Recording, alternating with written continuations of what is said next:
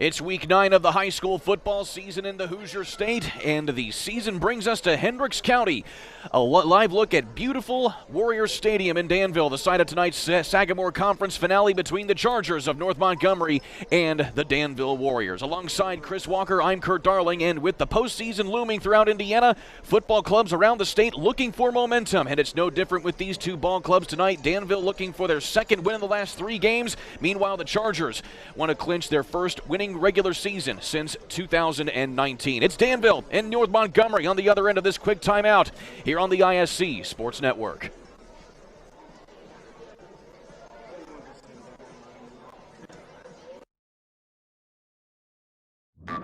Food, shelter, fast Wi-Fi. It's all we really need. Good thing Endeavor has the fast, reliable internet it takes to power all the Wi-Fi hungry gadgets in your home. All at once. With speeds up to 10 gig, get smooth HD streaming video, gaming, music, and surfing, all with no waiting, no buffering, no kidding. Call or click weendeavor.com and upgrade to Indiana's fastest internet today. The ISC Sports Network is your home for sports content across the Hoosier State. Find us live on TV and streaming or archived on our website and our app. The ISC is your one-stop shop for the content you want to see, including high school sports, college sports, and other great events throughout the year.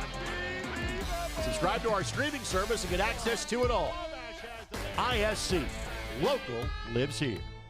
High school sports fans, welcome back to Game Time, to pure spirit, to pure sport. Welcome back to high school sports. Fans, I'm IHSAA Commissioner Paul Knighty, and I just want to say, welcome back.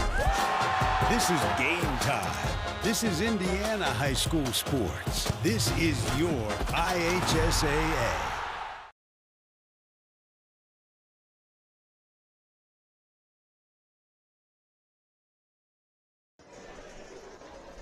Tonight's broadcast of the ISC Sports Network brought to you by Endeavor Communications. Get internet speeds up to a gig at weendeavor.com. By ISC Sports Network. Local lives here. Watch our game streams at iscsportsnetwork.com. And by Wintech. Fast, reliable internet service from a company you know and trust. Learn more at wintech.com. Welcome in, everybody, to Warrior Stadium here for Week 9, the final week here of high school football here on the ISC Sports Network. Alongside Chris Walker, I'm Kurt Darling. Chris, good to be with you here tonight. Two teams looking for some good momentum here ahead of sectional play. Yeah, as you said, I mean, we're 1 week away from sectionals. Both these teams can really use a win, get some momentum going into that playoff time. North Montgomery coming off of a loss this past week here. And of course, they came off that loss to Western Boone, a tough Western Boone team, number 8 in Class 3A. Meanwhile, North Montgomery, actually that was Danville, excuse me. North Montgomery coming off of a win against Frankfort. That was a 54-6 win for them, as we see Danville coming onto the field carrying their signature American flag here. Of course, Chris, coming off of a loss to a tough team like Western Boone for Danville, coming back here, it's certainly imperative to just get that big momentum going into sectional play. After all, they're going to go right back against a tough-ranked opponent in Tri-West next week. Yeah, if you're Danville, you want to try to get off to a good start, right? I mean, when you can get off to a good start, it gives you a good feeling about how that game's going to go. So, they have a couple things they're going to need to do, containing Austin Salk for the North Montgomery Chargers. That's probably going to be their biggest task of the night, and that's on both the offensive side and the defensive side. North Montgomery coming into this one off of that win against Frankfort. 54-6 was the final score in that one. They are in their 9th year under the tutelage of Josh Thompson here. What are you looking to see from North Montgomery? Well, I think they're going to feed Salk and feed him a lot, right? He's going to be touching the ball quite a bit. I'm looking forward to seeing which offense will be able to prevail tonight. Of course, both of these offenses averaging pretty well throughout the season so far here. This season, you have Danville averaging about just shy of 300 yards per game. They know how to run the ball, but they also know how to throw the ball with sophomore quarterback Connor Sober. Yeah, well, they're going to be throwing that ball to B.J. West, as we talked about a little bit off camera. If North Montgomery can't stop him, it's going to be a long night. Meanwhile, like you said, we're going to see a heavy dose of Austin Sulk. In fact, he is a very dynamic two-way player. He is good on both offense and defense. He has 11 career sacks, but also needs only 146 yards to reach the 1,000 career rushing yard mark. That's pretty cool. I'd love to see him get that tonight. It's a really cool accomplishment. So both teams coming to center field for the traditional coin toss. The Danville Warriors in their home maroon and white unis. Meanwhile, you have North Montgomery in their road white and blue unis here for this one. Danville coming off of that tough loss to Western Boone. You know, they've kind of fallen on hard times, maybe a little bit of a rebuilding year of sorts, because this is a Danville team that went 21-3 over the last 2 seasons under head coach Jamie Comer. Even believe it or not, those were the first 2 seasons under Jamie Comer, so this is really the first time that Coach Comer has really had to experience something like this, where you're really having to just rebuild and regroup after having so much success for the last couple of years. Yeah, it's never tough to rebuild and regroup, but you know, sometimes depending on the age and the experience of your team, you have to go through those struggles. But if you do it the right way, you can really come out on the good side of that, and that's what they're trying to do. So there you see North Montgomery. They have won the toss and they have elected to defer, so that will put the ball in the hands of Danville to start this contest here in this one. Sagamore Conference standings, well, this one has no implications on the Sagamore Conference Championship, as both of these two teams are out of contention. You have Danville and North Montgomery both in the Sagamore Conference. Let's take a look at some of the key statistics that you're going to be looking at here for tonight. Remember, these two teams, they know who they're playing in sectionals next week. Speedway for North Montgomery. Meanwhile, you have Tri-West for Danville. That is going to be a tough contest for Danville, but also, you know, for North Montgomery, they have a very good history with Speedway as well. But also for North Montgomery, they have an ace in the hole with Jared Kirsch on defense. Yeah, 4 interceptions, 2 in the last game.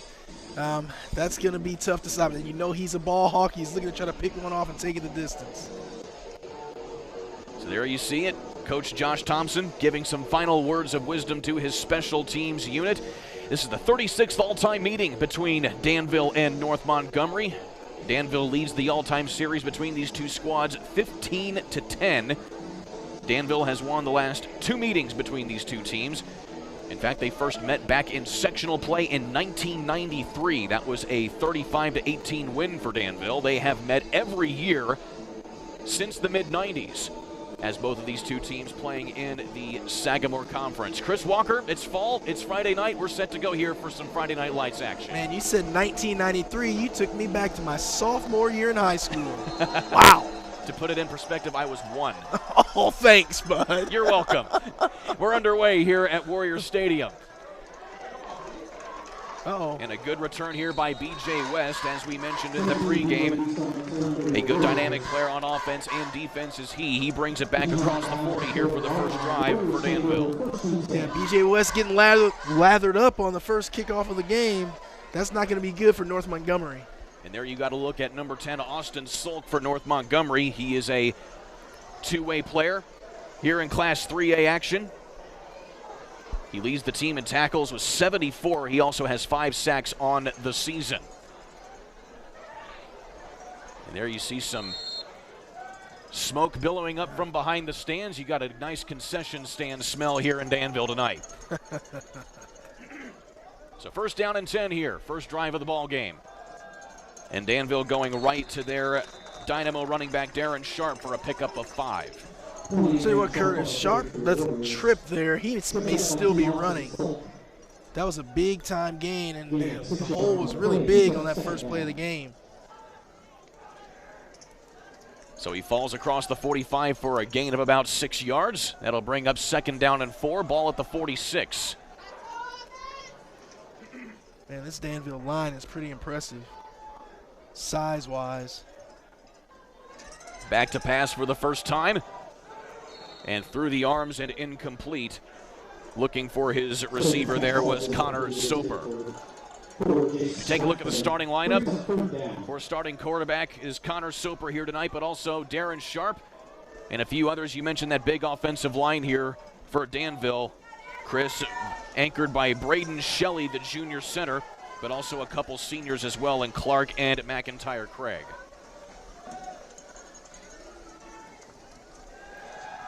Soper back again, and this time has his man. And that's Jace Scrafton. Same play. Went right back to it. Complete the pass. Get yourself a first down. Keep the chains moving. Jace Scrafton, a sophomore wide receiver. Standing 6'6", 185 pounds. So a tall presence there in the receiving core. Tell you what, Connor Soper takes that 3-step drop, and he's not worried about anyone getting to him there. Very relaxed in the pocket. So Danville moving the football, first down and 10.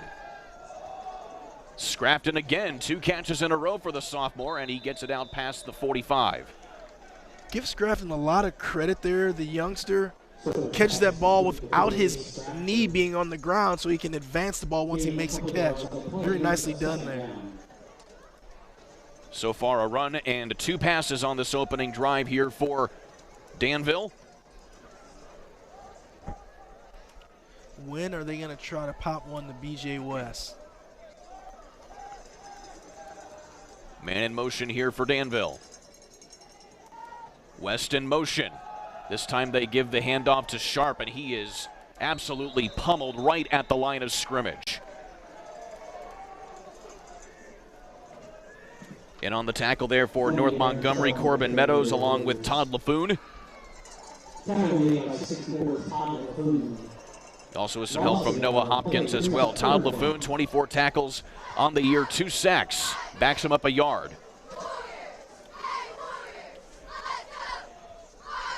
The Warriors really moved Carter Bilyeu around on the line quite a bit. Man in motion again here for the Warriors. Soper over the middle, nearly intercepted in the defensive backfield right there, and it falls incomplete. On the coverage was Jared Kirsch. Looking almost for interception number 5 on the season right there was he. Yeah, we talked about him earlier, and he just missed another one. Just a little bit overthrown there by Soper. And again looking for Scrafton. Yep. Scrafton has been the focal point so far in the offense. 4th and 9, looks like they're punting it away. So BJ West also moonlights as the punter here for Danville. He will put his boot into it. Good snap. It's an end-over-end kick immediately fielded right there by Tucker Hines. And he gets upended right at the 20-yard line. So a good defensive drive here for Danville in the early going. And that will put the ball in the hands of North Montgomery for the first time tonight.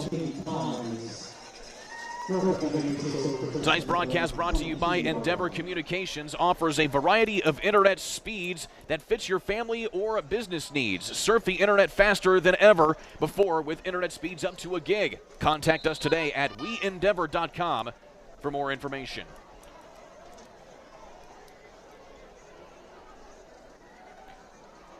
So now we see Ross Dyson, the quarterback here for North Montgomery, to lead the Chargers for the first time this evening. And they give it right to Sulk from the get-go, and he powers forward, a gain of 4. That hole closed pretty quickly, but he's still able to pound out a couple yards there. Austin Sulk, 84 carries, 463 yards coming into tonight, 6 touchdowns. As we take a look at the starting lineups here for North Montgomery. William Ramsey, also a dynamo wide receiver when they want to throw the ball. And they do just that right here, and again to the aforementioned Ramsey. And he lumbers his way past the 30 and is near a first down. Nice job there by the left-handed quarterback, Ross Dyson. Puts the ball right on the money to Mr. Ramsey. Ramsey's able to get a first down here. And he does just that, as you mentioned. Gets a little bit of a block there. That's a gain of 9 yards. Did a great job blocking out there by Gage Galloway. Galloway was the slot wide receiver tight end role. And Dyson in the pistols. Pistol's going to keep it himself here. Stays on his feet, tries to muscle his way through the hole, but goes nowhere. Gets back to the line of scrimmage, maybe.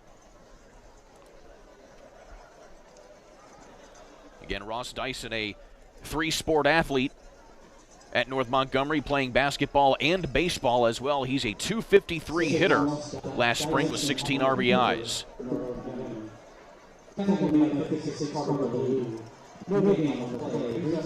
Say he's got the frame, looks like a catcher, but with him being left-handed, I don't think there's going to be much catching in his future. Over the left side to Galloway, tries to follow job. his blockers, gets near a first down. A nice effort by Galloway. Nice job there by Gage Galloway, being tough, trying to get that yard, putting his head down, trying to go right through the defenders to get that first down. So he's going to be just short, but he gives his team a chance to make a very convertible third down. So this will be third down and a technical yard right here to keep this drive alive here for the Chargers. Handoff right up the gut to Salk, and he is very close. He got it. Officials are going to spot him right at that's a first down. The yard line to gain, and it looks like it is indeed going to be a first down. I didn't think he got as far as that official gave him on that spot because they closed it down really quick. That looks like it's very close. Right at the 44-yard line is what he needed. And that's what they give him. So first down here for the Chargers. Both teams splitting the difference right now on play calling for passing and rushing. Back to throw again is Dyson. Instead, he tries to run it instead. Oh, wow. Shuffles his feet across midfield down to the 44. Tell you what, Ross Dyson moves really well. It's deceiving his size. I mean, he's got short, choppy steps, but he covers a lot of ground really quickly. Very nicely done there. Gain of 11 yards and a first down. Ross Dyson, 144 carries and 370 yards rushing coming into tonight. In fact, he has had one 100-yard rushing game this season. So he knows how to run the ball if needed.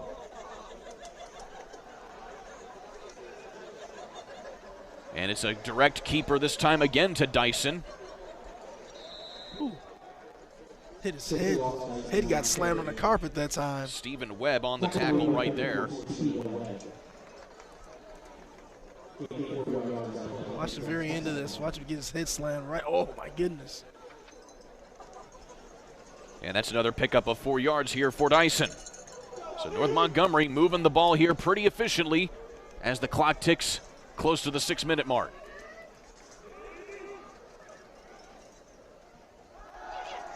Fake to the running back. And the play action pass outside to Mikhail Willis. And he gets it back out to near a first down. Nice job on a little wide receiver screen play by Mikhail Willis, getting that ball and getting upfield because it didn't look like he was going to be able to get very much. Had a defender there, but he kind of shook him out of his boots, and he's able to get to the outside to get about 3 or 4 extra yards. So a full pickup of about 6 yards right there will make it third down and a long 2 yards for the Chargers. Really impressive drive here by North Montgomery.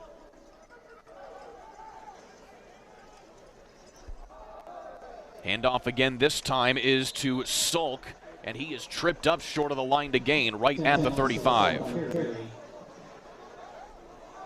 It's going to be a 4th and a very short yard here.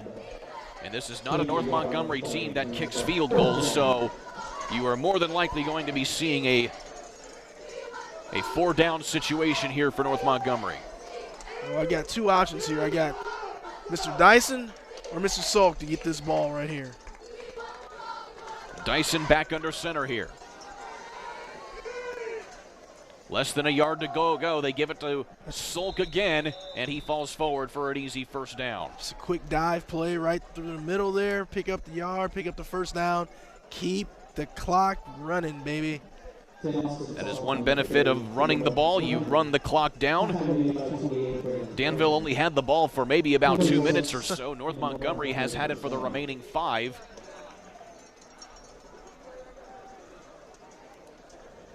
As they keep the drive moving. Fumble on the snap. And Dyson just falls on top of it wisely. It's going to be a loss of a couple. So that failed snap there now puts him behind the sticks here. Let's see if Dyson, if they go with a quick pass in some form or fashion, trying to pick up some of this yardage back. One thing Coach Josh Thompson mentioned is trying to get rid of mistakes. North Montgomery has turned the ball over 15 times this season.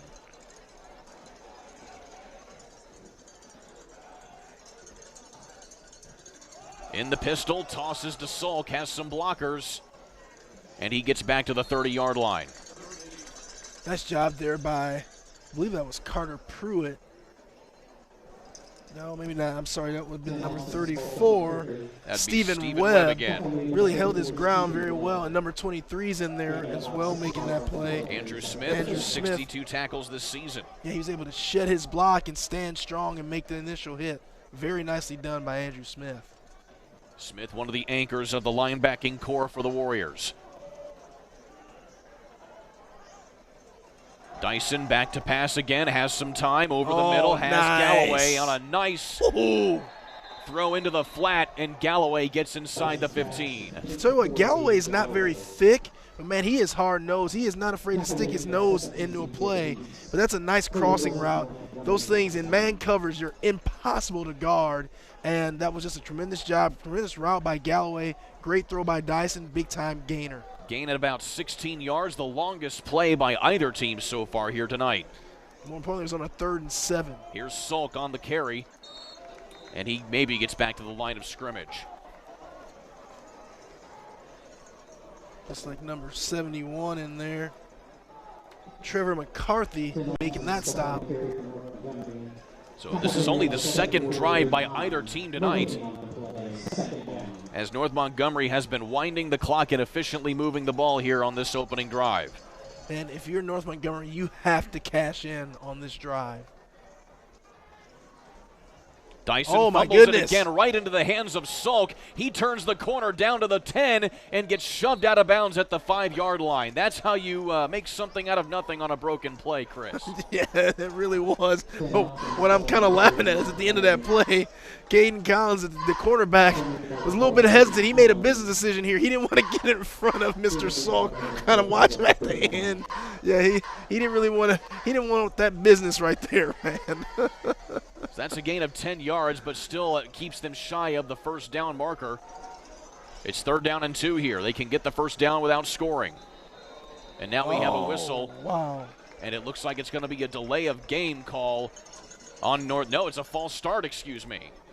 So that'll back them up 5 yards. Makes it 3rd and 2 to 3rd and 7. That hurts.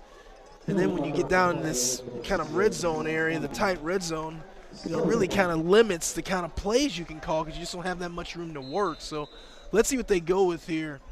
See if they try like another little wide receiver screen, try that same kind of crossing route that Galloway ran before. He's over on the top of your screen here, just out of your picture.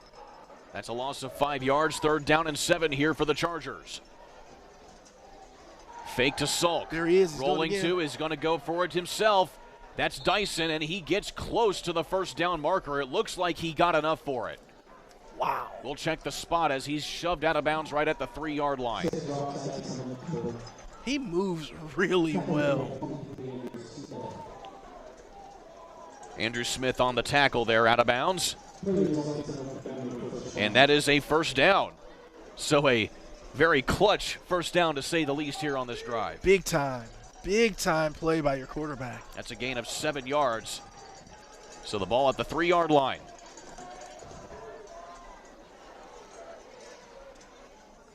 Dyson back to throw, looking for someone to throw it to. Instead, he gets corralled down in the backfield for a sack. On the tackle there is Evan Lawrence. I want to give Ross Dyson a lot of credit on this. Sometimes it's just better to take the sack. Instead, especially you get down here in the red zone, you loft the ball up in the end zone, get it picked off, and then all the work goes for naught. But for him to just tuck that ball away, take the sack, live to fight another day, that's a really big decision by the junior quarterback. That's a loss of 4 yards on the sack.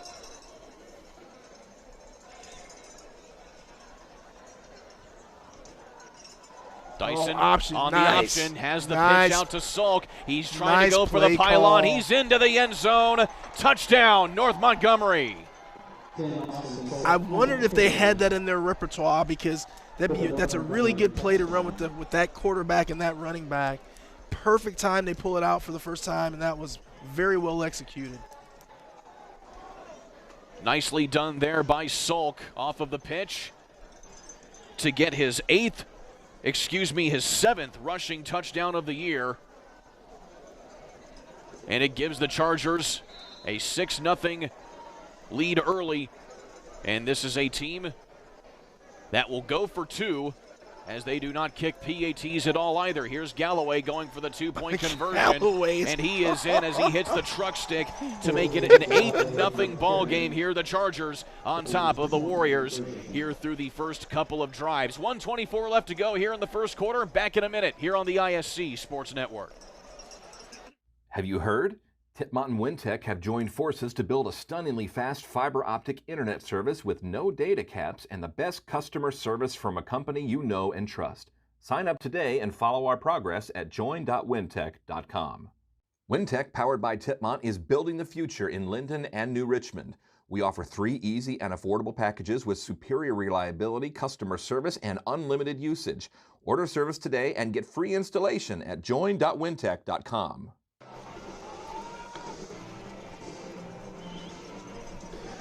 Welcome back here on the ISC Sports Network alongside Chris Walker. I'm Kurt Darling.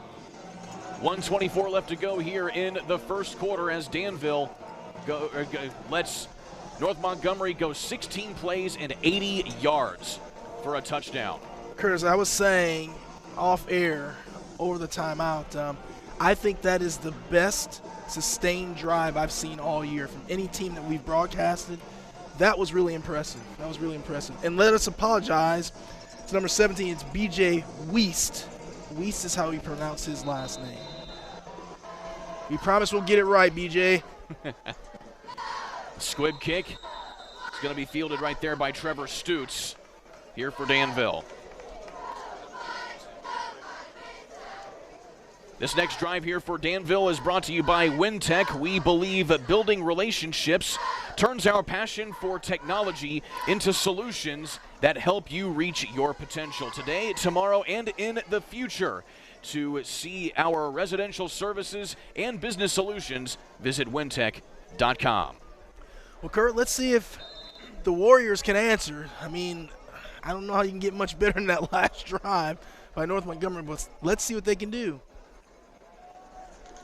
Handoff. Ball's out. Here's to Darren Sharp again as they again see a ball out here, and it looks like Sharp falls on top of it. Whoa. And avoids the turnover right there. And also right now you see Chris DiBenedetto in at quarterback here for Danville. Good catch.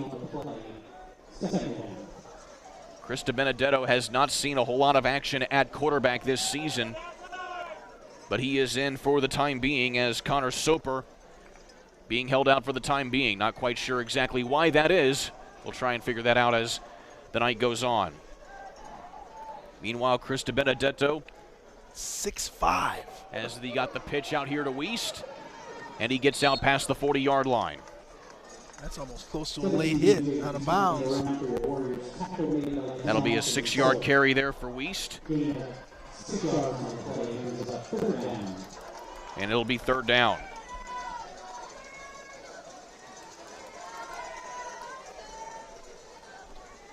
Christopher DiBenedetto is listed as a quarterback and long snapper. A 6'5", lanky long snapper. He also has some reps at wide receiver and defensive back as well. So there you go. Pretty much a very deep repertoire here for this senior player. DiBenedetto fires over the middle, a dart looking for Wiest, and it's through his hands, incomplete, as you see quadruple coverage there on B.J. Wiest. That was a hose that he let that ball loose right there. Let's take a look at this one again. Just fired that one over the middle. Almost ran out of our camera, man. We couldn't keep up with it. That was a laser. But unfortunately, that incomplete pass results in a 3-and-out here for Danville. So again, not a good start for the Warriors as they have 2 punts. Now in this one, Wiest puts his boot into it. It's going to be fielded now by Galloway, and he brings that back to the 38-yard line. Man, I'm telling you what, right now, Galloway may be my favorite player in this game because I'm telling you, just watch him from here on out. He does he seeks contact. He is not trying to run out of bounds. He's not really trying to run around you. He is trying to run through you. He has one mission, and I love that grittiness from him on the football field. Galloway, 6'0", 165-pound senior.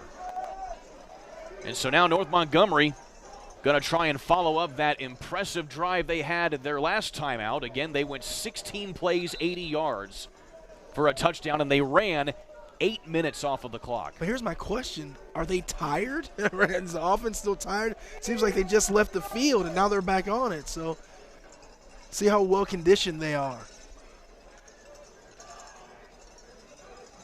Dyson looking over to the left side again here to Willis. But this time he is met as soon as he catches the ball right at the line of scrimmage, no gain. The initial stick there was by B.J. Weiss. He did a good job of staying home, just slowing down Willis till his teammates got there. Very nice defensive play by B.J. Weiss. Look at him. Weiss is doing it all here tonight for Danville, as much as he can anyway. Again, Weiss has 22 tackles coming into tonight, 2 interceptions and a fumble recovery as we bring it to the end of quarter number 1 here. North Montgomery on top of Danville here in Sagamore Conference action here on the ISC Sports Network.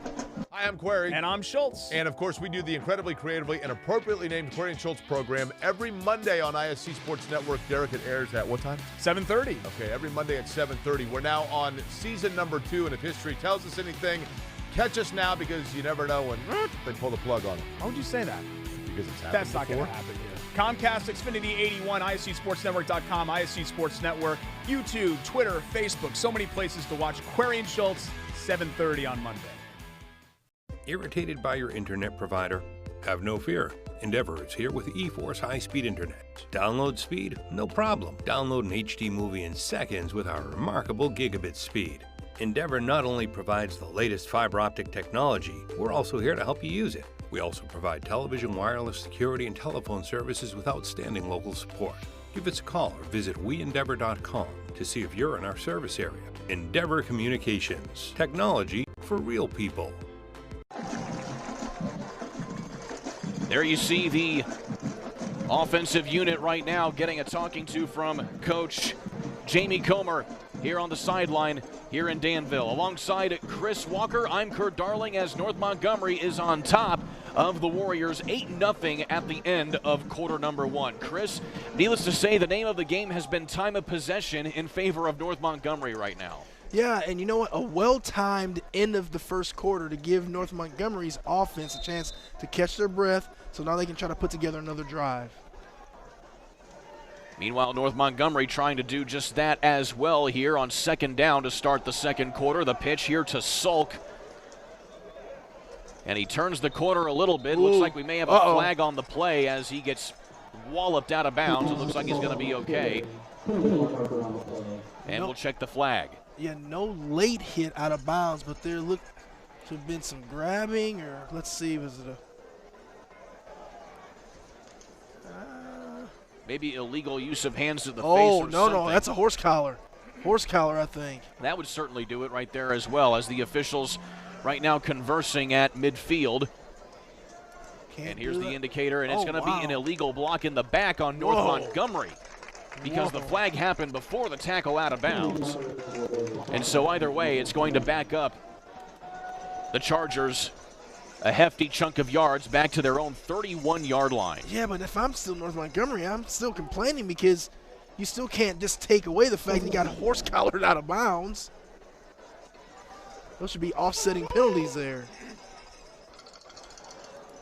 Either way, the call stands as indicated, so it'll be second down and 20. Ball on the 30-yard line. Dyson back to pass again, trying to look over the middle. Instead, he's going to try and find a hole up the gut, and he gets speared to the floor right at the 35-yard line, a gain of 4. Nice job there by the Warrior defense. A gang of Warriors there to make the tackle on Dyson. Getting a little bit of WWE action right there on that tackle. No kidding. You saw Darren Sharp in on that. Maybe a little help as well from Evan Lawrence.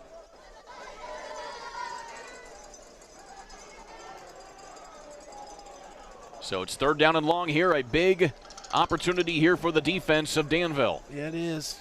Good time to try to flip on the field blitz. position. Here they come. Dyson forced out of the pocket. He gets corralled, has to throw it away out of bounds, looking that time for William Ramsey. And Danville gets a much-needed stop on defense for the time being. Kurt, I think you just called his name. I think that was Darren Sharp in there again in the backfield, causing all kinds of issues, making Dyson get rid of the ball before he wanted to. Darren Sharp. Again, a big dynamo on both sides of the ball. He has an interception this season along with 35 tackles coming into tonight. So first punt of the night here for North Montgomery. It'll be Jared Kirsch doing the honors. He's punted the ball 28 times this season, as along of 48 yards. And he wisely punts that one right along the sideline. An excellent punt by Kirsch. That's got to be 50 yards plus right there. A new season long for him as he gets that down right at the 30-yard line. Well, I was going to say it's a great time for Danville to kind of flip the field position, but that really, really nice punt by Kirsch had other idea. Kirsch has had 5 punts inside the 20 as well this season. Wow. Well, let's see if Danville can get something going here offensively. They really haven't been able to establish anything, whether it's the run or the pass. Let's see if they can get something together, put a drive together, try to get some points on the board here. Again, it's Chris DiBenedetto back out at quarterback for the Warriors. DiBenedetto hands the ball off to Sharp, and he tries to punch it right up the gut. Keeps his feet underneath him and falls forward. The ball's on the ground. A late fumble, and we'll see what the indication is here from the officials. Wow, both players jostling for possession right now on the ground. The refs are just letting them go at it. Decision here soon. They're just letting them go at it. They still have not made a signal. Looks like you saw Garrett Hayes. Oh, wow. Right there, and they give the ball to Danville after the struggle on the ground. Wow. That was one of the longest scrums I've ever seen for a fumble, because you only had 2 guys at the bottom of the pile fighting for it, and the refs would not make a decision. Oh, man, and North Montgomery fell on that ball. They had it. That was Noah Hopkins with the forced fumble right there, and it was recovered by Braden Spurlock, the right tackle for Danville. Some sure hands there by Spurlock in the struggle. In the end, that's only a gain of 2 yards.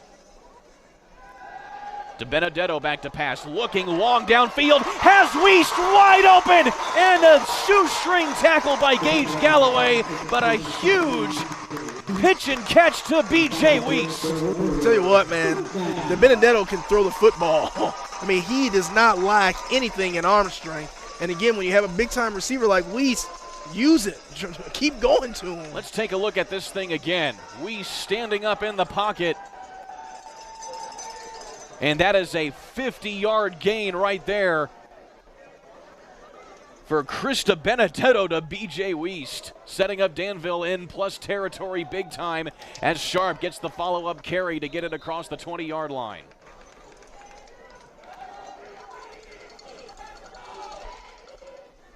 Gain of 4 yards right there by Sharp.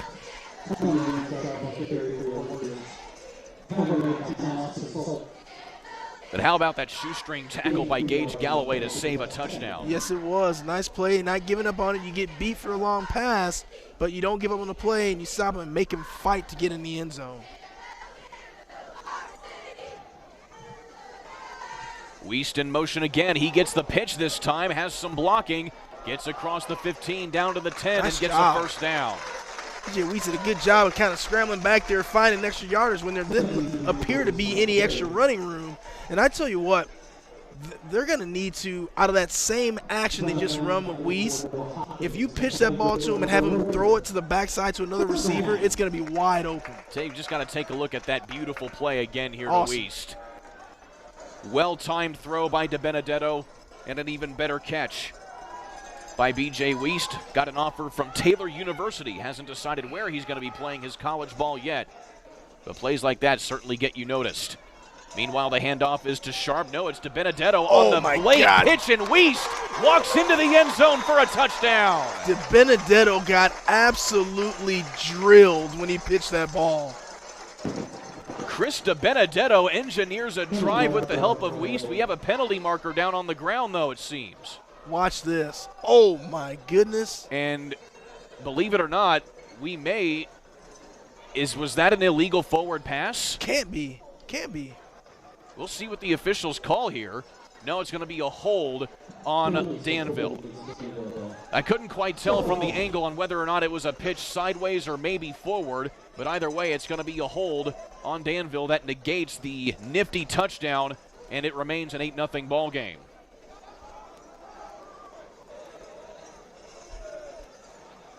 That is a tough call right there. That's the second penalty tonight on Danville. They have 20 penalty yards. Costly penalty. Benedetto hands the ball off to Sharp again, has a hole, nice. sends some tacklers, walks it back, and ball don't lie for Darren Sharp. Touchdown, Warriors. That's a 22-yard run there by Darren Sharp for a touchdown.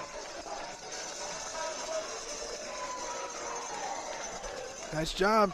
Sharp just finds some green, gets up in the hole, gets himself in the end zone, gets that touchdown right back. And so now Danville going to opt for the PAT here in light of the 2-point conversion, so it'll still be a 1-point ball game if they convert this one.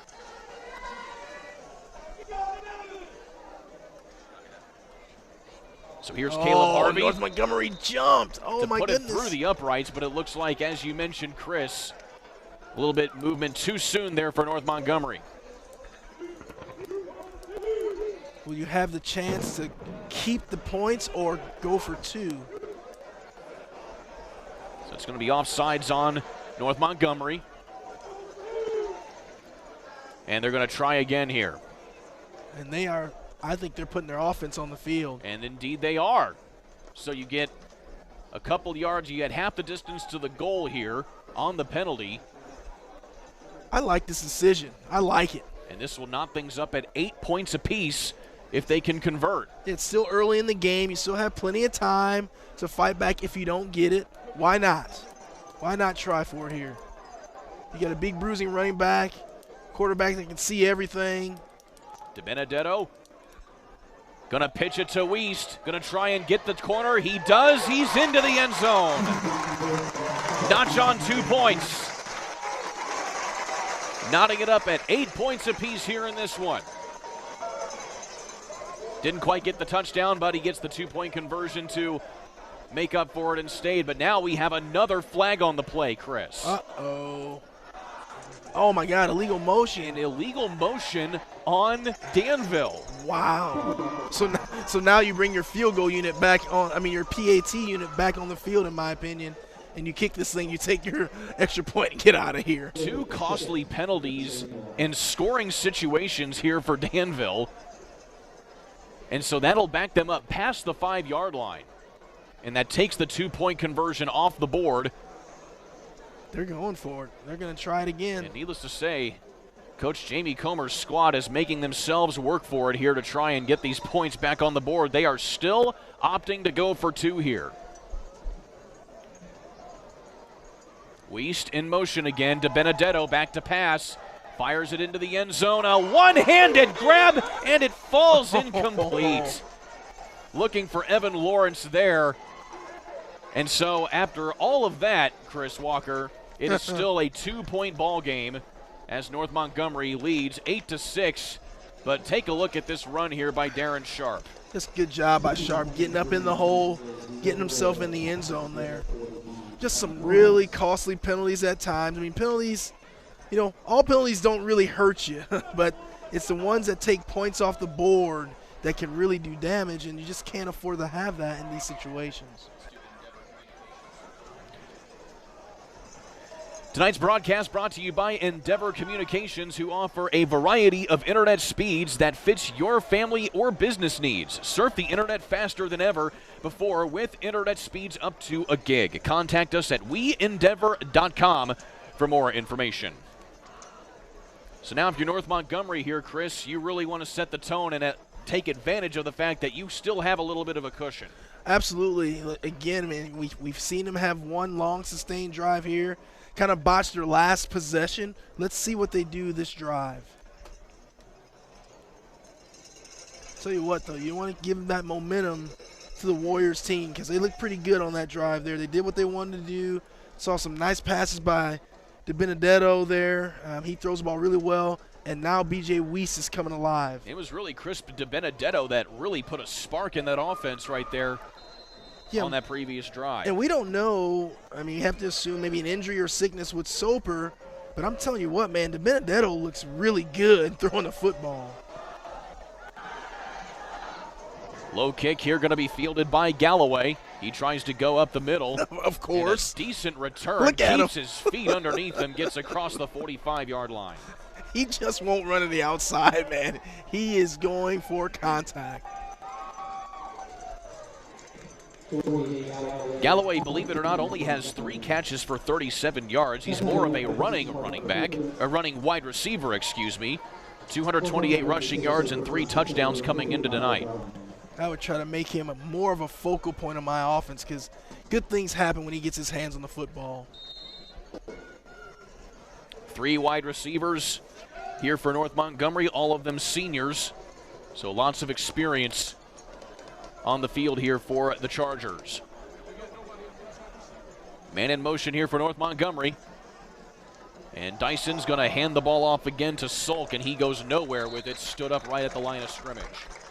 Yeah, North Montgomery's going to have to throw the ball to kind of loosen up some of that, the middle of that defensive line, because they are, right now, Danville's really stacking up the plays right in the middle.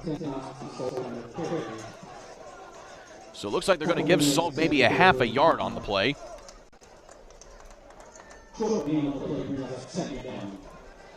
Officially 2nd down and 9.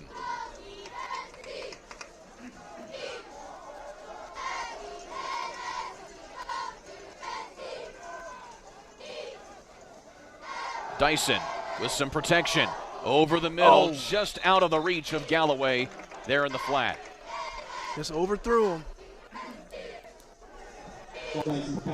Big 3rd down right here. Kurt. And Dyson with plenty of time from his offensive line. Some tight coverage there by Ethan Walls of Danville in the secondary. If you're Danville, you got to really key on Mikhail Willis and Gage Galloway. Try to take those 2 away. If you can do that, I think you'll be productive on this 3rd down. Danville's defense has clearly made some adjustments after that opening drive from North Montgomery. Dyson rolling now to his left, has to get rid of it soon. He does, has his man Galloway, but he's short of the line to gain, out of bounds across midfield.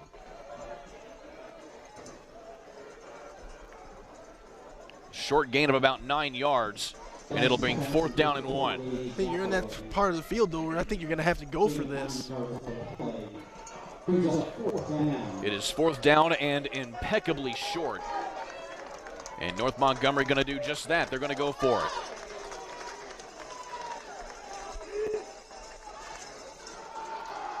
On the keeper is Dyson. He gets that 1st down and a lot more, staying on his feet across the 35. I really like that shotgun look with the running back Sulk next to Dyson in that situation, because then you have 2 options where you can either have Dyson running himself or you can hand it off to Sulk, and either one of those guys are big, strong runners. They can pick the hole they want to go through, and they can do just what they did there. 12-yard run on 4th down. That's the 2nd time they've converted a 4th down here tonight. And it's 1st down, ball at the 33. Dyson with some protection again over the left side, trying to find his man. That's Willis. And tight coverage there by Caden Collins of Danville. That's really, really good coverage there by Caden Collins. I mean, if that ball's going to be completed, it's going to be completed to Caden Collins for an interception. That is how you push your receiver to the boundaries and not give him the chance to catch that ball in bounds. Mikhail Willis just ran out of real estate right there on that throw. Clock stopped right at 7 minutes.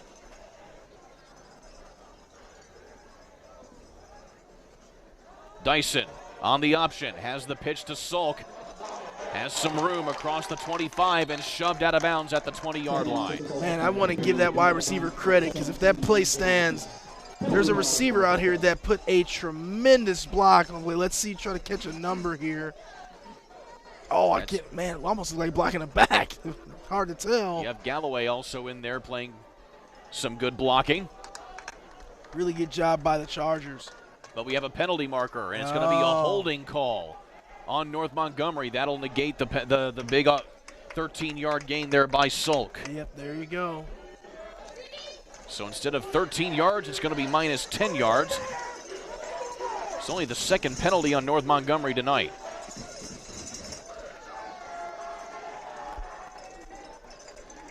It had to, yeah, it was on the receivers right there. So that'd be Galloway. Just getting a little too handsy right there with the defender. So North Montgomery backed up right where they were a few plays before, right at the 49-yard line. They have 26 yards to go for the line to gain. 2nd and 26. Do you throw here? Or you try to get it with 3 running plays. That's a lot of yards to gain with 3 running plays. They opt to pass here as Dyson. Actually, that's going to be a lateral. That's a rush here for Sulk. Tries to do it on his own. Spins around a couple defenders. He gets across the 45. Give credit to number 23 there. Is that Andrew Smith, I believe? Yeah, holds his ground there and is able to turn Sulk back inside to get his other teammates there to help him. So good job there. That's a 7-yard running play. That was a backwards pass, so that is officially a rush. 7-yard run there for Sulk. Adding to his rushing total tonight. Again, only needs 146 yards to reach the career 1,000 career rushing yards mark coming into tonight. Certainly chipping away at that tonight is he. Still 3rd down and long. Dyson looking to throw. Instead tucks it. Gets back to the 30-yard line. Still going before he's shoved out of bounds at the 28-yard line.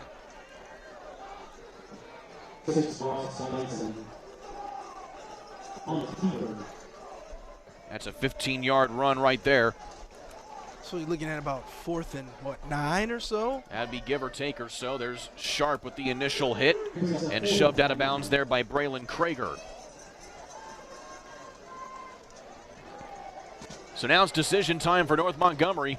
Probably 4th and 6 or so, 5 or 6 here. Again, this is a team that does not kick field goals, so their only option really is to go for it. Watch the option to the far side of the field here. Let's see. Here it is. Oh, that's what it was. A whistle before. Yep. It was an option coming right at us. We've seen that look a couple times tonight. It's going to be a delay of game again on North Montgomery, adding another 5 yards. That's the second time they've been hit with a delay of game. You just cannot have the pre-snap penalties. They're just killers. So 3 penalties apiece here tonight for these ball clubs, both of them coming at very inopportune times. Granted, there's never really an opportune time to have a penalty, but still, they have come in situations where you would most not like them to happen. I get your drift, partner. I'm with you. So now it's 4th down and 10. Dyson back to pass again. Over the middle, has his man Galloway. No, it's intercepted. Guess and who else but Guess who? B.J. Wiest. Guess who? 3rd interception of the season for B.J. And it comes on a big-time play on defense for Danville. BJ's a baller, man. He's impressive. I mean, he stepped right in front of Gage Galloway to pick that ball off. That's a really nice defensive play. That is a wide receiver playing cornerback. I mean, truly a wide receiver playing cornerback. That's now the 16th turnover this season for North Montgomery. As Danville will take over on the 21-yard line. Kurt, you know North Montgomery is still winning this game, but it sure feels like Danville has all the momentum right now. They certainly do, as we get a whistle before the play went off. Another pre-snap penalty. Did someone jump? And it's a false start on Danville. Yep. So another 5 yards added on here for Danville.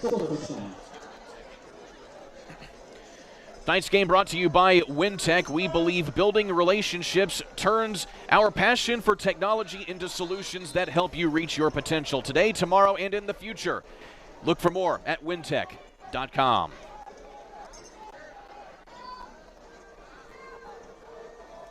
DiBenedetto's going to hand the ball off to Sharp again. He does not have much of a hole, but still keeps it moving across the 20-yard line. He was carrying maybe 5 or 6 players, both of his team and the opposing team. A pickup of 7 yards on the carry. I think now is a good time for a shot between DiBenedetto and Wiest. You try to catch him down the sideline or over the middle.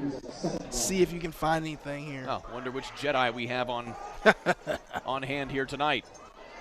It's senior night, certainly not Star Wars night to my knowledge, here in Danville. DiBenedetto hands the ball off again to Sharp. He sheds a tackler before he's tripped up and falling towards the 35. Rather, the 25, excuse me. And he's still going to be well short of a first down.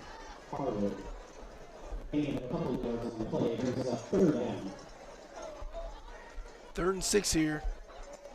Big third down. You like to convert this third down to kind of get out of your own territory here. You don't want to give the good field position right back to the Chargers. Danville has prevailed on defense the last 2 drives from North Montgomery. The Warriors have a chance to take advantage of it right here. DiBenedetto takes a shot in the shoulder as he gets across the 35-yard line, but he picks up the necessary yards for a first down. Man, that's some football right there, folks. That's a quarterback getting his team fired up. Man, he just put his shoulder down, and he got the extra yards of the first down. Good Lord. He told Brecken Hardy, get off me. Yeah, he was on the wrong side of that one. He's not going to like that in film session tomorrow. Some big-time plays being made by big-time players by both sides here tonight, Chris. Man, I'm telling you, I am really impressed with the backup quarterback. Benedetto has been really impressive. DiBenedetto with the quick handoff here to Sharp. He squirts his way through the line out across the 40. Pick up a 5 yards.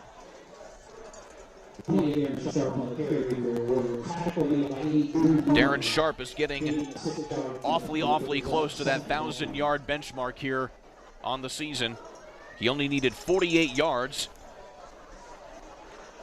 Tell you what, Chris DiBenedetto is going to mess around and get himself recruited here tonight. You know, you're someone that's just watching and you see this 6'5" frame quarterback out here making plays. I mean, that may be something you want to invest in. He's only completed 1 pass tonight. It was that 50-yarder to B.J. Wiest. Oh, Here's nice job. Sharp, though, getting across midfield. He gets a first down and a lot more down to the 43. Sharp takes a leap over a would-be tackler right at the line of scrimmage there and gains a lot of yards after that. Nicely done. 12 yards to be exact on the run as a whole. And Danville is in business. Again, not a very good start for the Warriors, but they've really done a good job of keeping their poise and staying in this one. Keep an eye right now on B.J. Wiest. He's on the bottom of your screen here. DiBenedetto again going to the hot hand, and Sharp takes a shot. Looked like he nearly fumbled the football and maybe fumbled his pads along with it as well, but he still gets some positive yardage. That was Austin Salk on the giving end of that stick there. I mean, he put a hit on Darren Sharp. Watch the stick there. Bam! Just got to wrap up, though. But I'll tell you what, Darren kind of fought him off as well. He didn't go down with that thing. 5-yard pickup there by Darren Sharp, getting the tackle, the running back on running back tackle right there between Salk and Sharp. Yep. Again, up the middle is Sharp. This time he gets held up right at the line of scrimmage and goes nowhere. Much better job at the point of attack there by the North Montgomery Chargers to make sure Darren Sharp does not get any extra yards.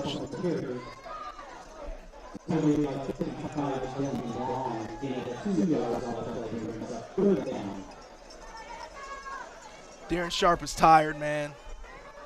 He's put in a lot of work on this drive. He really has. You got to be careful in these situations, too, because these are times when you see a running back kind of lose the ball.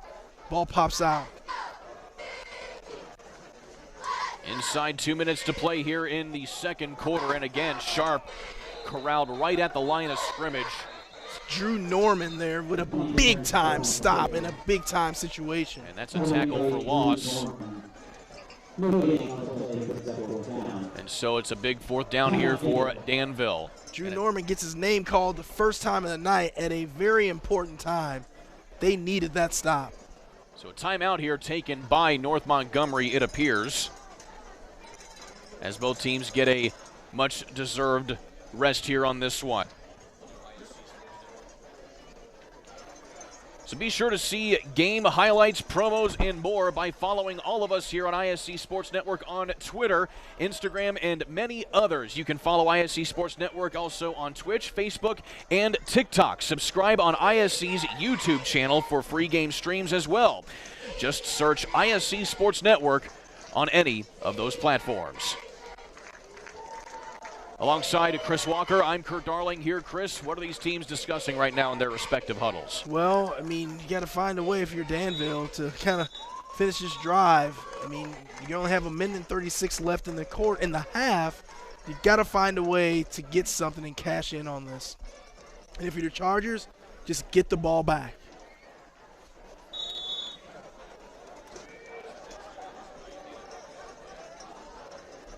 So quick correction, the Danville Warriors actually took the timeout there, not North Montgomery. So out of the timeout, here's DiBenedetto with some time to pass. Fires a dart right towards his tight end, looking for Evan Lawrence, and it falls incomplete. And that is another big stop on fourth down here by North Montgomery, and they'll take over on downs. That's a tough break, man. You had the momentum, but now you're sitting with the opportunity of still going in the second half down by 2 points. More tight coverage there by Austin Sulk from the linebacker spot. So a promising drive fizzles out for Danville, and North Montgomery has 90 seconds here to try and add something.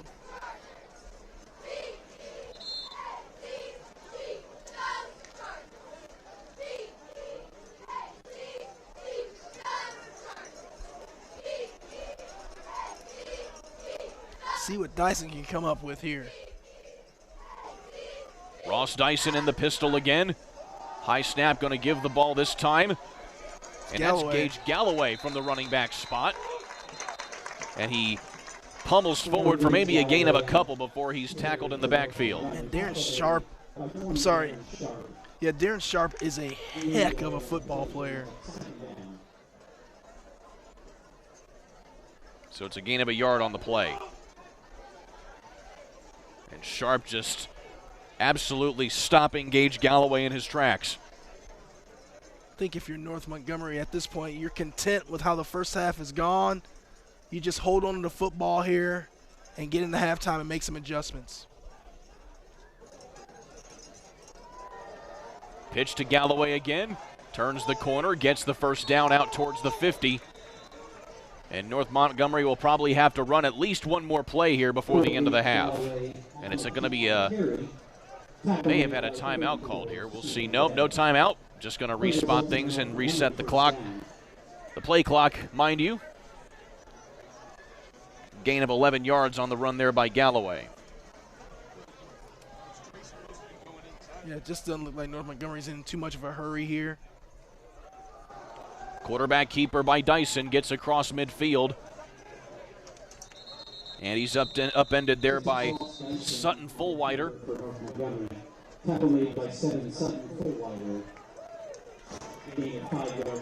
Another gain of 5 yards on the play, and quick timeout called here by one of these two respective squads. I wonder was that timeout called by North Montgomery because Ross Dyson came up and he was gimpy on that play. And a couple reasons. You want to give him the chance to kind of regroup, and with the timeout, he can stay in the game. He does not have to come out. And so hopefully that was the case in that situation. Timeout was, in fact, taken by North Montgomery, so that leaves 2 timeouts for the remainder of these last 12 seconds in the half for both of these squads. Again, Danville 3-3 in conference play. North Montgomery 2-4 in that regard this year. Tonight, though, it's been a 3-way shootout for the conference championship between Western Boone, Lebanon, and Tri-West. All 3 of those teams 5-1 in conference play coming into tonight. So one of those 3 teams, or maybe more, 2 or maybe possibly all 3, depending on who they're playing tonight, will come away with a conference championship here tonight in the Sagamore Conference.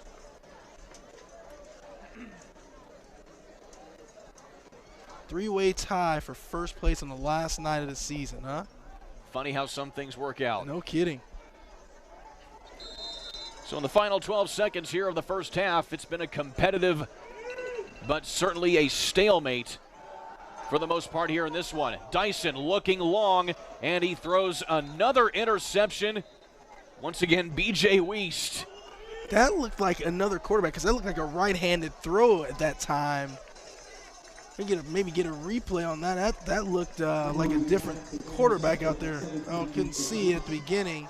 But I'm not sure that Ross Dyson threw that interception. Well, it's another interception for B.J. Wiest, regardless.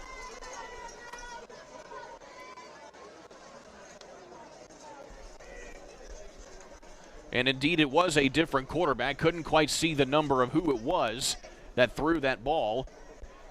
It might have been Drew Norman, who is the backup quarterback on the depth chart. And indeed, it is Drew Norman who threw that interception. So he gets an INT to his credit here so far this season.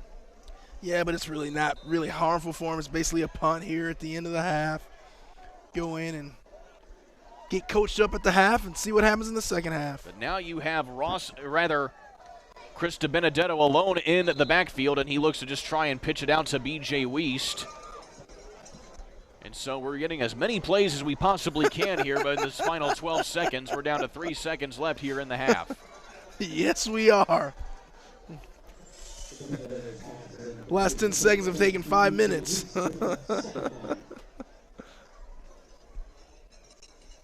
Danville as a team, they've only completed 3 passes all game long.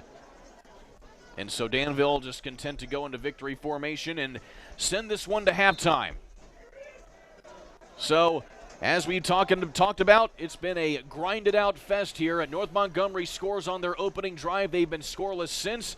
Meanwhile, Danville, they've been able to cut it to a 2-point deficit going to halftime. North Montgomery on top of Danville here in Sagamore Conference action. Going to halftime here on the ISC Sports Network.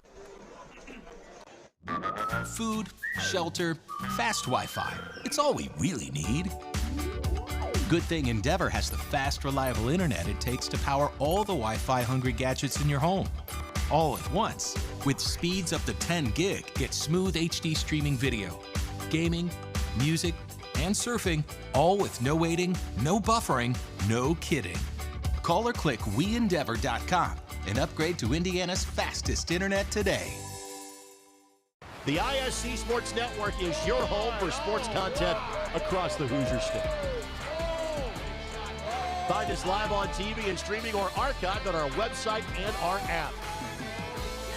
The ISC is your one-stop shop for the content you want to see, including high school sports, college sports, and other great events throughout the year. Subscribe to our streaming service and get access to it all. ISC, local lives here. High school sports fans, welcome back to Game Time, to pure spirits, to pure sport. Welcome back to high school sports. Fans, I'm IHSAA Commissioner Paul Knighty, and I just want to say, welcome back.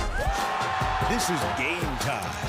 This is Indiana high school sports. This is your IHSAA. Have you heard? Titmont and Wintech have joined forces to build a stunningly fast fiber optic internet service with no data caps and the best customer service from a company you know and trust. Sign up today and follow our progress at join.wintech.com. Wintech, powered by Titmont, is building the future in Linden and New Richmond. We offer 3 easy and affordable packages with superior reliability, customer service, and unlimited usage. Order service today and get free installation at join.wintech.com. Hi, I'm Query. And I'm Schultz. And, of course, we do the incredibly creatively and appropriately named Query and Schultz program every Monday on ISC Sports Network. Derek, it airs at what time? 7:30. Okay, every Monday at 7:30. We're now on season number 2, and if history tells us anything, catch us now because you never know when they pull the plug on it. Why would you say that? Because it's happened That's not going before. to happen here. Comcast, Xfinity 81, ISCSportsNetwork.com, ISC Sports Network, YouTube, Twitter, Facebook, so many places to watch Query and Schultz, 7:30 on Monday. Irritated by your internet provider? Have no fear. Endeavor is here with eForce high-speed internet. Download speed? No problem. Download an HD movie in seconds with our remarkable gigabit speed. Endeavor not only provides the latest fiber optic technology, we're also here to help you use it. We also provide television, wireless, security, and telephone services with outstanding local support. Give us a call or visit weendeavor.com to see if you're in our service area. Endeavor Communications. Technology for real people. Power. We all want it. We all need it. It not only lights our homes, but it drives our businesses. It strengthens our communities. It empowers us to make our own decisions. Today, we're giving power to more than 22,000 members. We're a homegrown, locally based cooperative that does something the big electric companies won't: give safe, affordable, and reliable power to rural communities. We're Titmont REMC, and our members have the power. Fall means football, and on the ISC, we've got you covered all season long. Catch our broadcast live on television on MyNDTV 23 and Comcast 81, as well as streaming on ISCSportsNetwork.com. With a subscription to ISC for only $4.99 a month, you get access to our entire library, viewable anytime, anywhere, on our website or on the ISC app. Don't miss a single broadcast. ISC Sports Network. Football lives here. Want lightning-fast internet speeds? Choose Endeavor. Go from slow to whoa. From last to fast. And wait to great.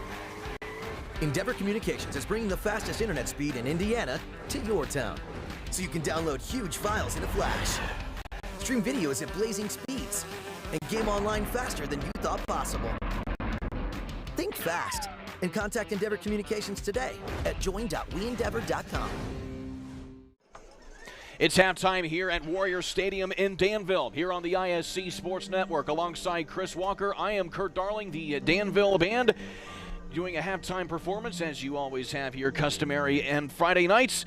And meanwhile, it is senior night here at Danville. And right now, Chris, Danville, they're certainly putting in a valiant effort here on senior night, but they still haven't been quite able to get back to that point that North Montgomery set early on in this contest. Well, as of right now, that failed kind of two-point conversion situation that they had where they had the penalties is kind of biting them in the backside. So it's an 8-6 game. North Montgomery, we saw a really nice drive by North Montgomery to get their touchdown in their two-point conversion. So let's see if both teams can get in at the half, get coached up, settle down a little bit, cut out some of the penalties that are being so costly, and then see what they do in the second half. In fact, according to my unofficial stat sheet right now, Danville has 4 penalties right now to 3 for North Montgomery. But as I mentioned, and I said this, and I made this very clear, is the fact that there's never an opportune time to have penalties.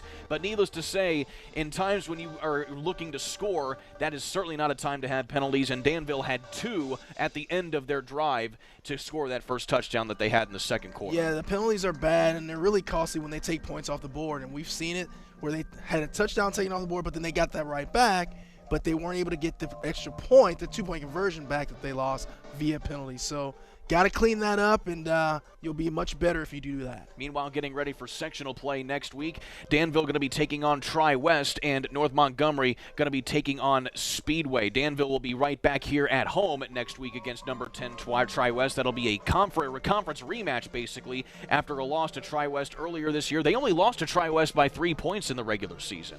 Yeah, it's going to be a tough game, so you want to kind of sharpen your skills right now to get ready for that.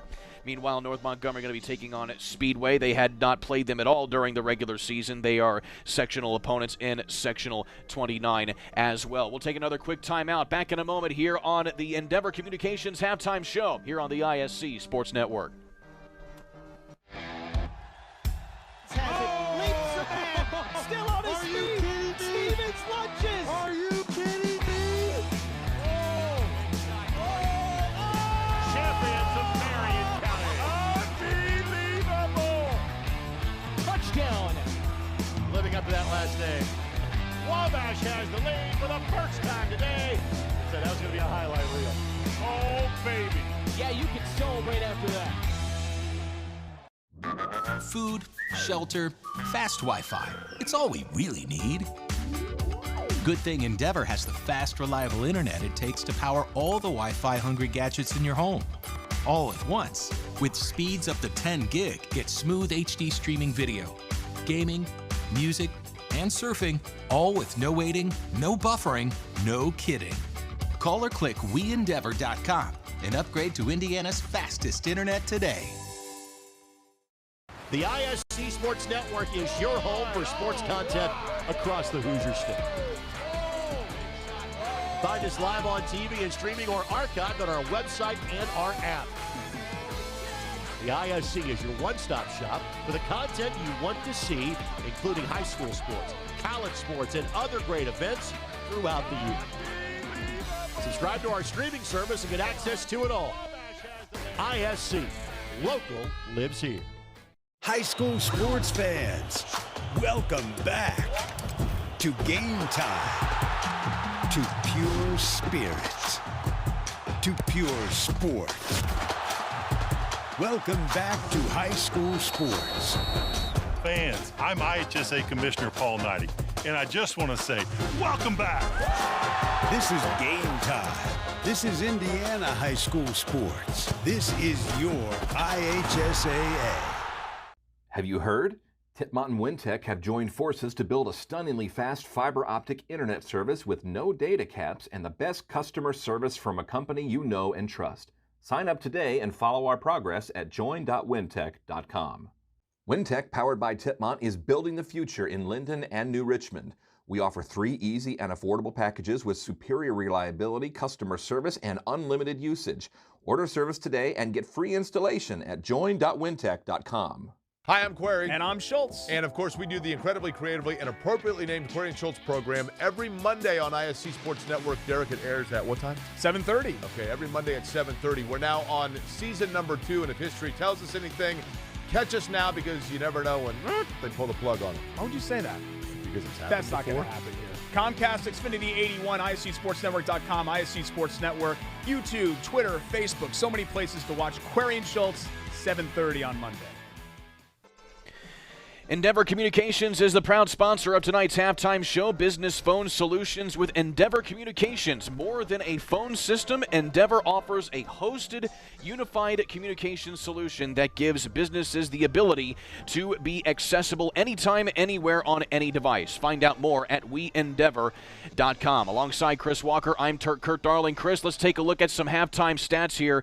Basically, it's been even keel for the most part here between running and throwing the ball for these two squads. Yeah, man, you're looking at 97 rushing yards for North Montgomery, 91 for Danville, passing 49 to 63. So it's a close game, but that's why it's 8-6 right now. And you also have 2 turnovers for North Montgomery, 2 interceptions collected by B.J. Wiest on that one. Those have certainly been costly to get things moving for North Montgomery on the other side as we keep moving towards the second half here. We'll go ahead and take another quick timeout. When we come back, we'll take a look at some highlights and some keys going into the second half here from Chris. Back in a moment here on the ISC Sports Network. Irritated by your internet provider?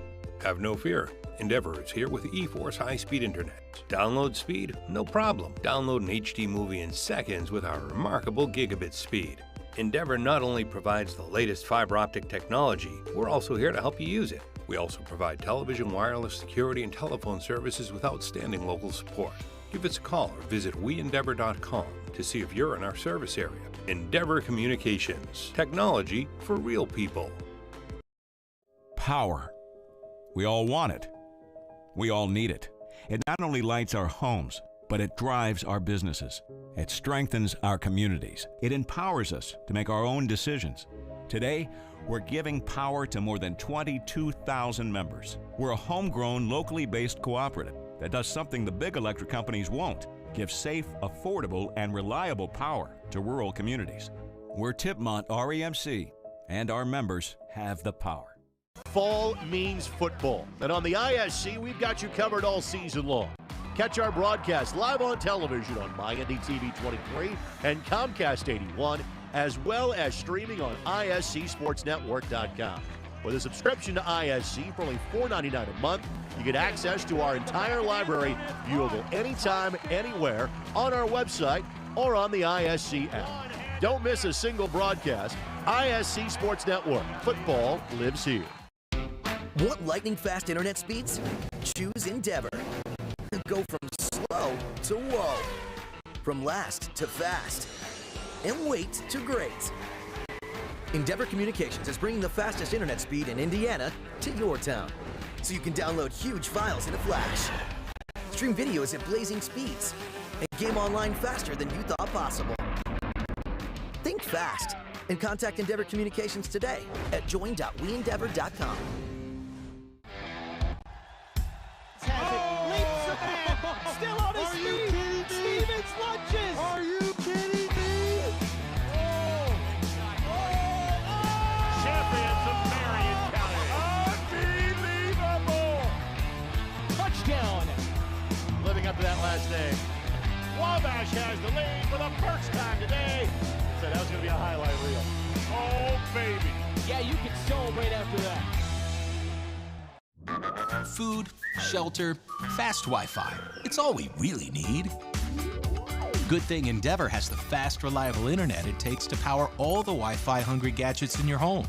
All at once. With speeds up to 10 gig, get smooth HD streaming video, gaming, music, and surfing, all with no waiting, no buffering, no kidding. Call or click WeEndeavor.com and upgrade to Indiana's fastest internet today. There's this traveling section there for North Montgomery and the visiting section here at Warriors Stadium here on the ISC Sports Network. We're in Danville, Indiana, as the Warriors trail the Chargers of North Montgomery 8-6 here at halftime. Alongside Chris Walker, I'm Kurt Darling. Chris, let's take a look at some highlights here from that first half. It was certainly entertaining in spite of the fact that we only haven't had so much scoring, but needless to say, Darren Sharp has proven why he is a hot commodity for this Danville squad. Yeah, Darren Sharp's been doing everything. He's been good on offense, been good on defense. See a pass play there.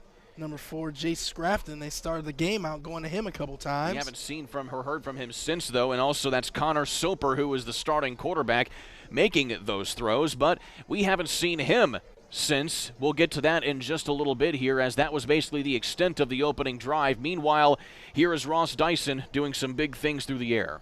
Dyson going to Ramsey here for the completion. Gets tackled out of bounds. Then you see Dyson throwing again to my football crush Gage Galloway here, who just wants to run you over. He has both caught passes and rushed the ball as well. He has accounted for a lot of the total offense here tonight for North Montgomery. But this was just part of that whole 16-play drive that worked their way down the field. And as Hank Stram most meticulously said, you matriculate the ball down the field. They certainly did on this drive right here. And that was a screen there to Mikhail Willis. Then you get another handoff to Salk, pick up a few yards. And like you said, they're just matriculating their way down the football field. Nearly fumbled the football right there on that one. Here's that pitch out to Salk there, and he gets upfield. Certainly a lot of highlights coming on this particular drive alone here. Dyson with a big catch to your football crush. Yeah, that was Galloway on that crossing route, which I think is open quite a bit. That's pretty much open whenever they want to do it. And, of course, that would set up a couple of plays here and there before they get a big touchdown setting up run here by Salk off of the fumbled snap going out of bounds. Yeah, good job there by Salk. Just hard-nosed runner. And then Dyson tucks it away and gets himself down to about the 2 or 3 yard line. Until finally I think this one got sacked. Yeah. The sack here by Evan Lawrence. Again, they keep dangling the touchdown in front of us right here, but until finally it was on this nice little patch out here to Austin Sulk to get his 7th rushing touchdown of the season. And I think at that point in the game, that was the first time we had seen the option play, and it was a perfect time to run that play. And then they get the 2-point conversion as well here from Gage Galloway, which made it 8-0 at that juncture going into the second quarter, to which then we saw Danville really come to life on defense as well here, as you had Ross Dyson just moving his way downfield, but a big wrestling move made there by Stephen Webb. Then you saw the offense of Danville really coming to life. Yeah, that's Darren Sharp in there just keeping his feet moving. Then you get the long pass, the longest play of the game so far to B.J. Weiss, and just a touchdown-saving tackle there by Gage Galloway. And a couple of penalties later. Wow. This was a nifty play by B.J. Weiss to get the touchdown, but that would end up being called back. And finally, after a couple of plays, Darren Sharp was able to scamper 22 yards for a touchdown. Yes, he was. However, there would be no 2-point conversion because of penalties as well, and that brings us to the score we are at, 8-6. We'll take one final timeout, and then we'll come back for kickoff here on the ISC Sports Network.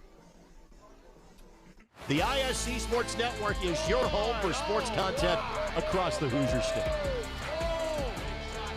Find us live on TV and streaming or archived on our website and our app.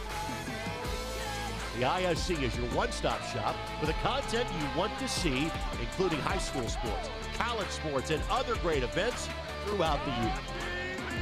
Subscribe to our streaming service and get access to it all. ISC, local lives here. High school sports fans, welcome back to Game Time, to pure spirit, to pure sport. Welcome back to high school sports.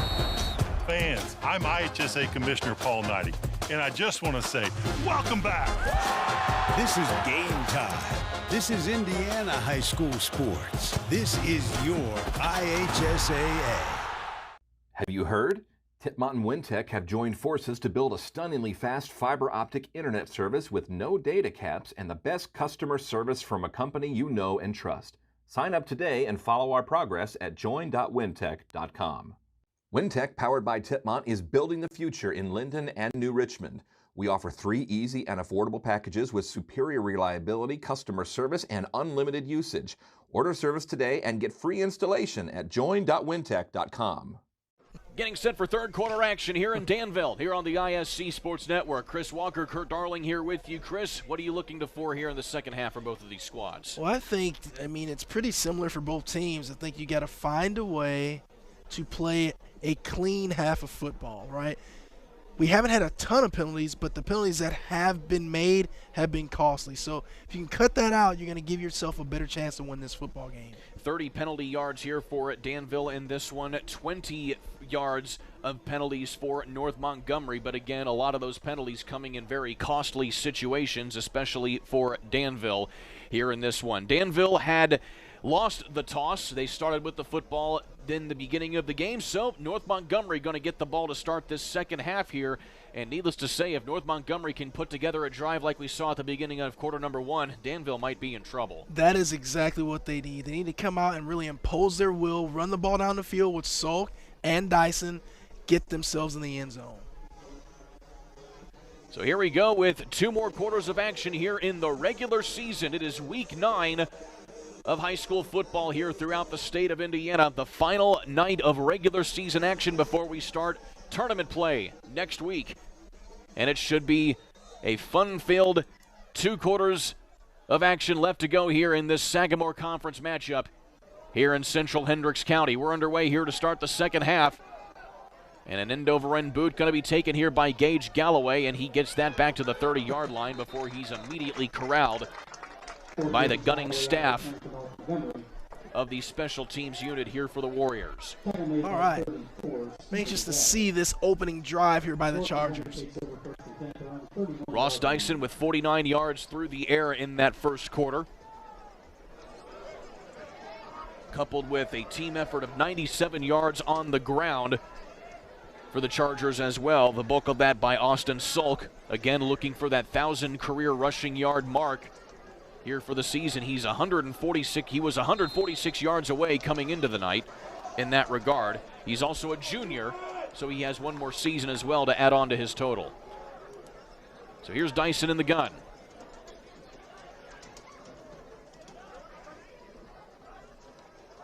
Dyson sheds the pressure, has to get rid of the ball. He finds Sulk in stride. That is a pass, and he gets it across the first down marker, across the 40-yard line, loses the football, but they're going to say he's down right there at the 40-yard line. And it looks like Sulk might be hurt. Yeah, he's down. He is down on the far sideline. That is not a good sign for North Montgomery.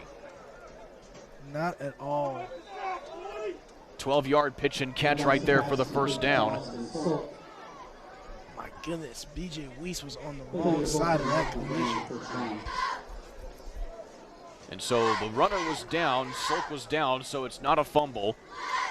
Meanwhile, Sulk is still holding himself up here on the far sideline. You can't tell what's bothering him. Is it head, is it knee, or leg? It looks like he might be favoring his left leg right there. It looks like he can't put any weight on it. Oh, yeah. And that is going to be a key loss for North Montgomery if he can't return tonight. That's not fun. Ooh, that does not look good. No, I want to see this guy in the second half. We need him in this football game. So there you see Sulk being helped gingerly across the sideline.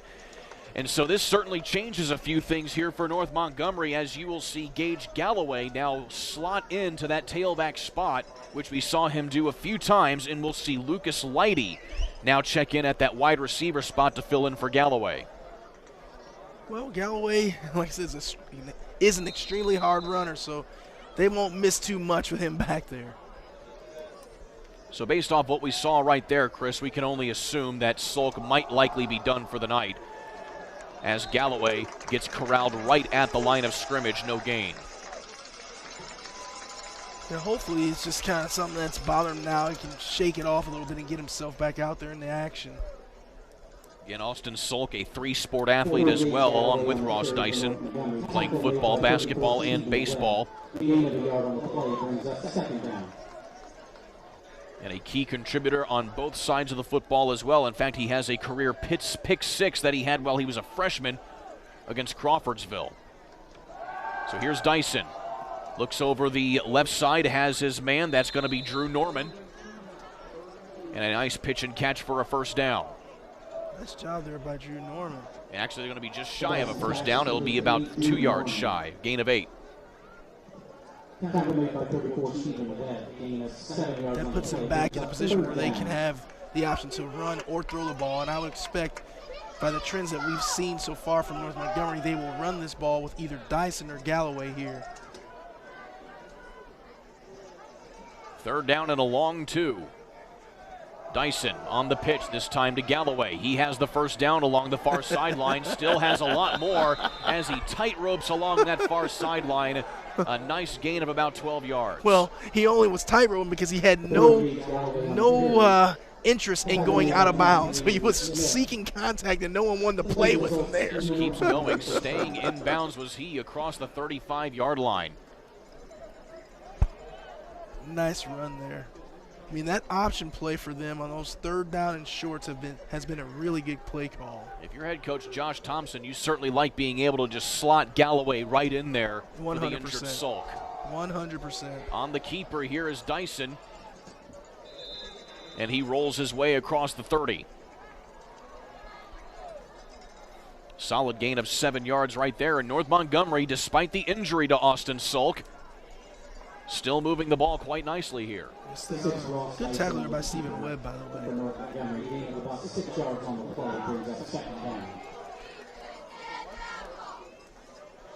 Montgomery here tonight looking for their 306th win in program history. I'd like to see the option run right toward the far side. Oh, my goodness! Fumbled snap. Dyson has to fall on top of it. He loses it, and it's picked up by Danville. You know what? let's give some credit. Trey Ross made a really good play on that. Once that ball gets loose, it's a fair game. And so Trey Ross came up and really pushed, I think that was Dyson down. Yeah, he pushed him down so he couldn't jump on that football, which gave his teammate an opportunity to get on it. That's a very, very heads-up play there by Trey Ross. And that teammate, Darren Sharp. Of course it is. The running back getting his first fumble recovery of the season. Of course it is. And that is a huge stop for the Danville defense, who can now cash in plus territory to try and take the lead. And again, it is Chris DiBenedetto back in at quarterback. As a man in motion, he fumbles the snap as well, and he just tries to dart forward to get a minimal gain, but instead they're going to call him down right where he picked the ball up. So that's going to be loss of a couple yards. Got to clean it up, guys. You got to clean it up here. So you had a fumbled snap by North Montgomery and immediately a fumbled snap by Danville. Clearly they are suffering from the same sort of ailment right now.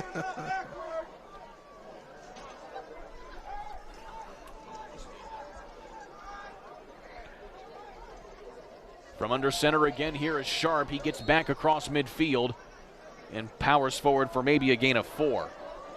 You know, it's almost like to see Benedetto when he gets down under center to kind of maybe bend more at the knees and kind of straighten up his torso a little bit. He does look extremely uncomfortable getting down in that position. Again, DiBenedetto listed as 6'5", 170 pounds. He is a tall frame to be playing quarterback, but he has a cannon for an arm, as we've seen. Yes, he does.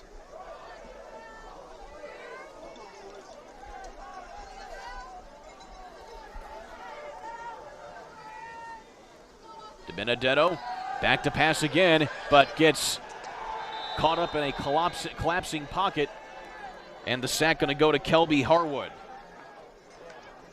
Nice job there by the defense. So Harwood, you see, coming around on that corner. A little help as well from Dylan Braun.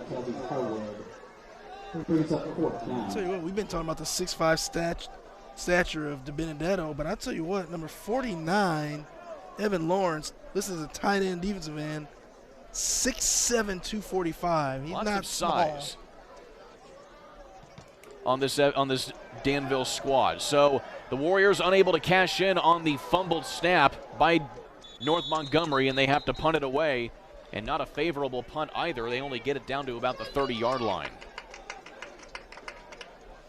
All right, so North Montgomery, they were moving the ball last time they had it, but they had the botched snap, and that kind of changed things around. See if they can pick up where they left off. So still no sign of Austin Sulk as well. Again, he had, actually no, there he is. He is in the backfield right now. After not being able to put any weight, it looked like it might have been a cramp or something like that. Either way, that is an excellent sight to see Austin Sulk back in the backfield here for North Montgomery. Let's give some credit to the training staff of that North Montgomery team getting one of their bell cows back on the field. That he is much needed. And they go right to him here, trying to turn the corner, but there's Wiest right there on the initial hit. Great job by Danville. And that will stop the play. That's a loss of a couple yards. That is what you call, when you hear coaches in practice say we need to get 11 hats to the football defensively, that's exactly what Danville did that time. You just saw Sulk get the ball, and immediately Danville swarmed him. Yes, it did.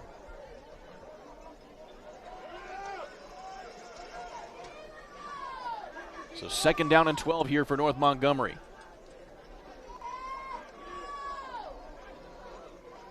Dyson back to pass over the middle, tries to thread the needle there to William Ramsey, excuse me. But it looked like it was deflected down there by Webb with a little bit of help as well from Sutton Fullwider. I like that idea. If you can get that pass right in that window, you can catch it, and Ramsey can run for a long time. But it's got to be a perfect pitch and catch in that situation. Take a look at the replay here. Just going right in between. And definitely you saw both those players get a hand on it. Yeah, if you can get in between the cornerback, the linebacker, and the safety there, man, there's a lot of yardage after that. Dyson on 3rd down and long, steps up in the pocket. No one to throw to. And he's brought down for another sack there by Danville. Second sack of the night now for the Warriors. You saw Sharp in there, along with a little help from Stephen Webb. Gregory Cade in there as well, 66. And so give the credit on the sack to Cade. And so back-to-back punts here for both of these squads. Wow. So we had some very up-tempo scoring here early on. It's just been a stalemate, to say the least, here in this one, Chris. Yes, it has. Neither team can really get anything going. So here's Jared Kirsch putting a big boot in it. He gets it across midfield, and it goes out of bounds right around the 45. And they'll spot it at the 44-yard line.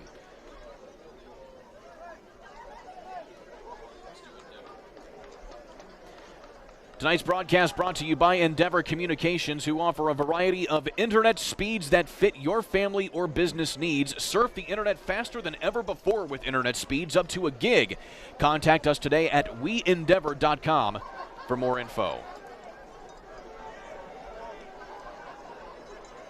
So Danville with their tall quarterback, Chris DiBenedetto hands it off to a new running back here across midfield, and that's Sean Robinson getting his first carry of the evening. Tell you what, Sean Robinson, is a great run by him, but he better protect that football because there is a perfect opportunity in that situation to punch that football out of there. He had it high and tight, but man, not paying attention, you can come from behind and really punch that thing out of there. Gain of 9 yards puts it 2nd down and 1 here for the Warriors.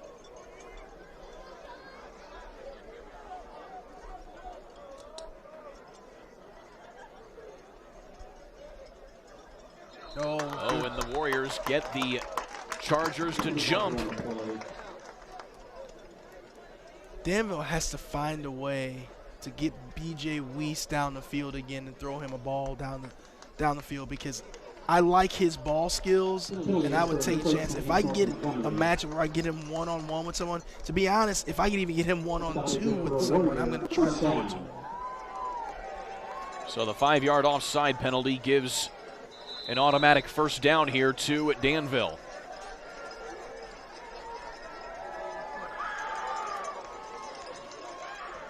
DiBenedetto hands the ball off again to Robinson.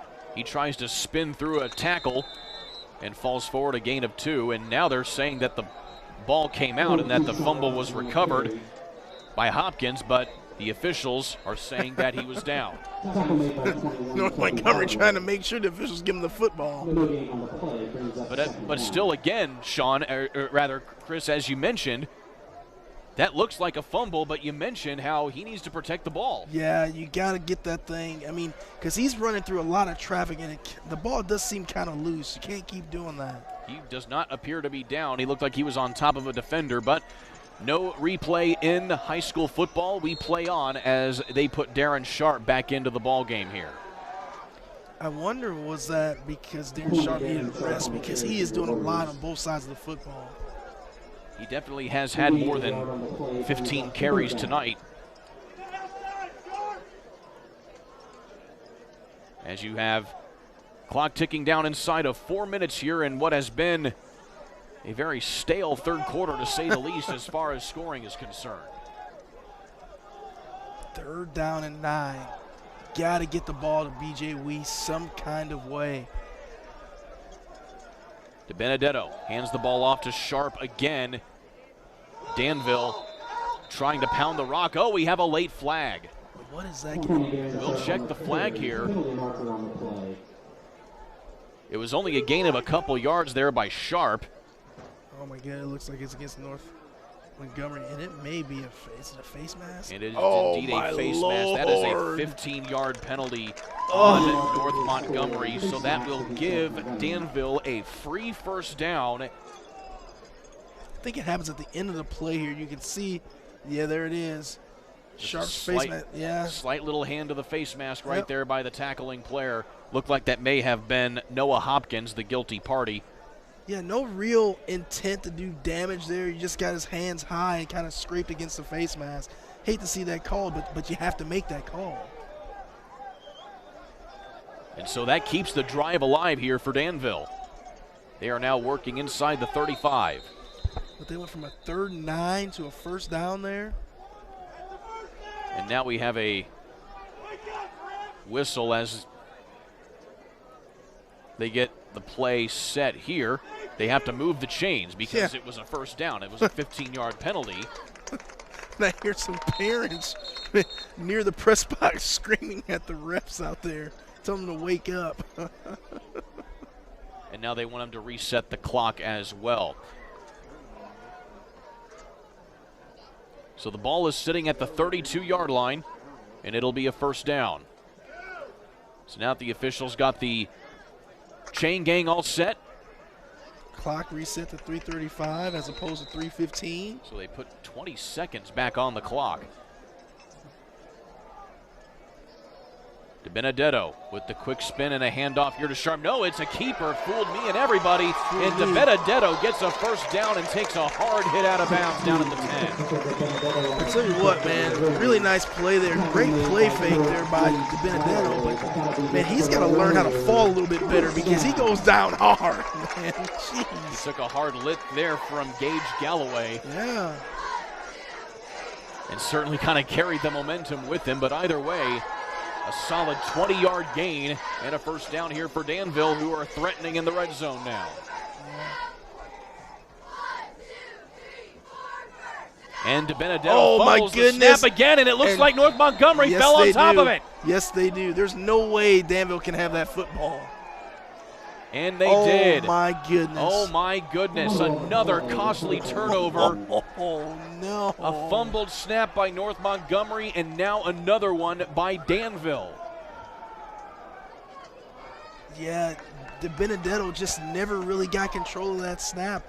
I wanted to say he was maybe pulling out too soon, but he didn't. I don't think he did.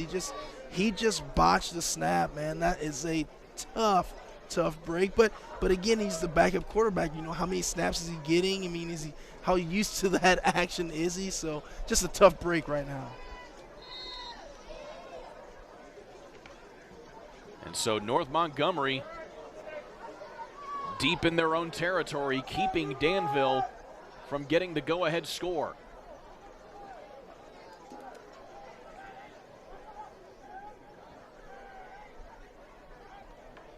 Dyson getting some pressure again, and if there's one thing that Danville has been getting, it's pressure on the quarterback here this second half. They really have been. I mean, you didn't see a ton of it in the first half, but they have really done some things, made some adjustments at the half, and they have been really good at getting in the backfield and causing all kinds of issues for Ross Dyson.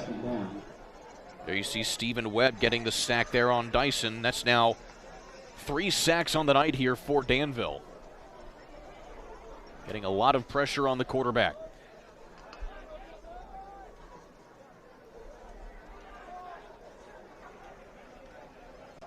Quick snap, give is to Sulk, and he is corralled in the backfield for a loss.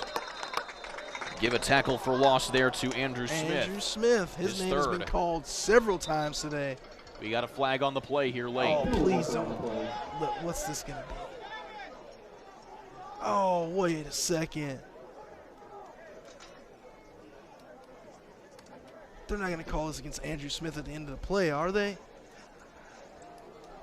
Will it be unsportsmanlike conduct, or if you call that on Smith, it would have to be an unsportsmanlike conduct. But I think that's shouldn't be the case. Oh my God! And it is a personal foul. Yep. On Danville. So North Montgomery gave Danville a free 15 yards and a first down on their previous drive. So does Danville here to North Montgomery. Take it away. I mean, that's tough. And again, getting back to the mistakes component, Josh Thompson talked about this with his team. He said that they just need to eliminate mistakes. He said after their loss to Southmont earlier this season that we can't simply keep making mistakes and expect to win. Too many times we've shot ourselves in the foot. Well, case in point. Another flag. And now we have another flag, as you mentioned, Chris. And this will be on, oh my goodness. Oh, wow. And it looks like it might be against it's a sideline warning against Danville. Looks like Coach Jamie Comer getting in the ear of the line judge right there down on the bottom of your screen. I tell you what, and they're kind of going at it right now. It's, man. Coach Comer not too happy with what the officials have been calling here of late. High snap here by Dyson, and he gets it off here to Norman. It's pretty good defense there. Gain of 5 yards on that little short pitch and catch, and it'll be second down. It's another good job of showing restraint there by Carter Pruitt, because that's a situation where a lot of times where you'll see, especially in high school football, where the player will throw the runner out of bounds and get an unsportsmanlike conduct or a personal foul there. But good job by Carter Pruitt laying off, being disciplined, and getting off the field.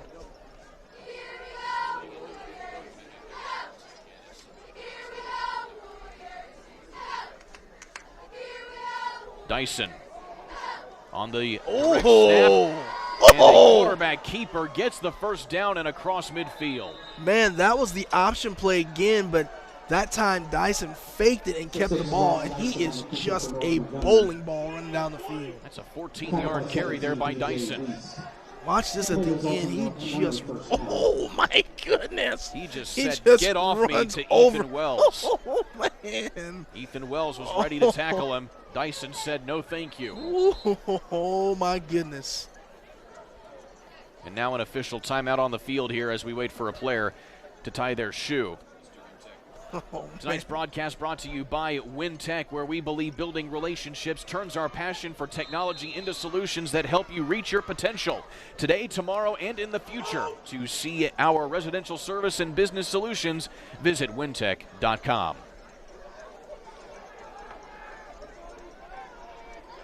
90 seconds remaining here in this quarter.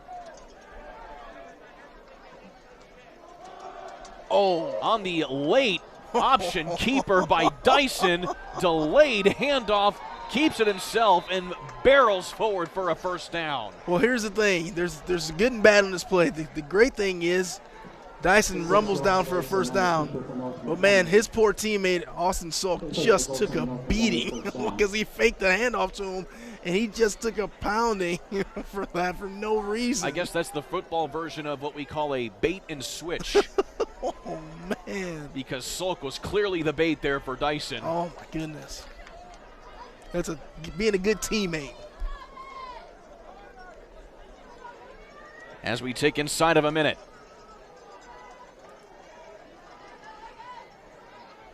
Dyson again on the planned keeper. A solid gain for 5 yards. Looks like this North Montgomery offensive line, this rushing attack is really starting to wear Danville down a little bit, because they're getting a good push off the line of scrimmage, and they're getting a lot of yardage on these running plays right now.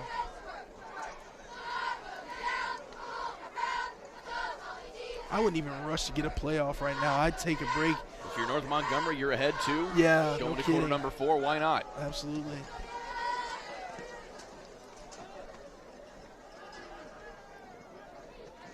This time the handoff is to Salk, and with a full head of steam, he's able to carve out about 3 yards. And that should take us to the end of quarter number 3.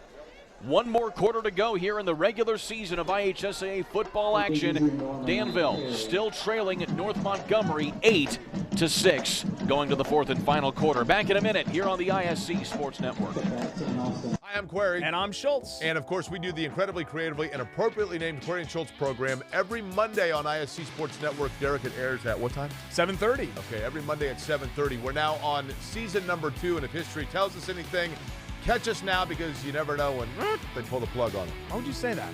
Because it's happened That's not going to happen here. Comcast, Xfinity 81, ISCSportsNetwork.com, ISC Sports Network, YouTube, Twitter, Facebook, so many places to watch. Query and Schultz, 7:30 on Monday.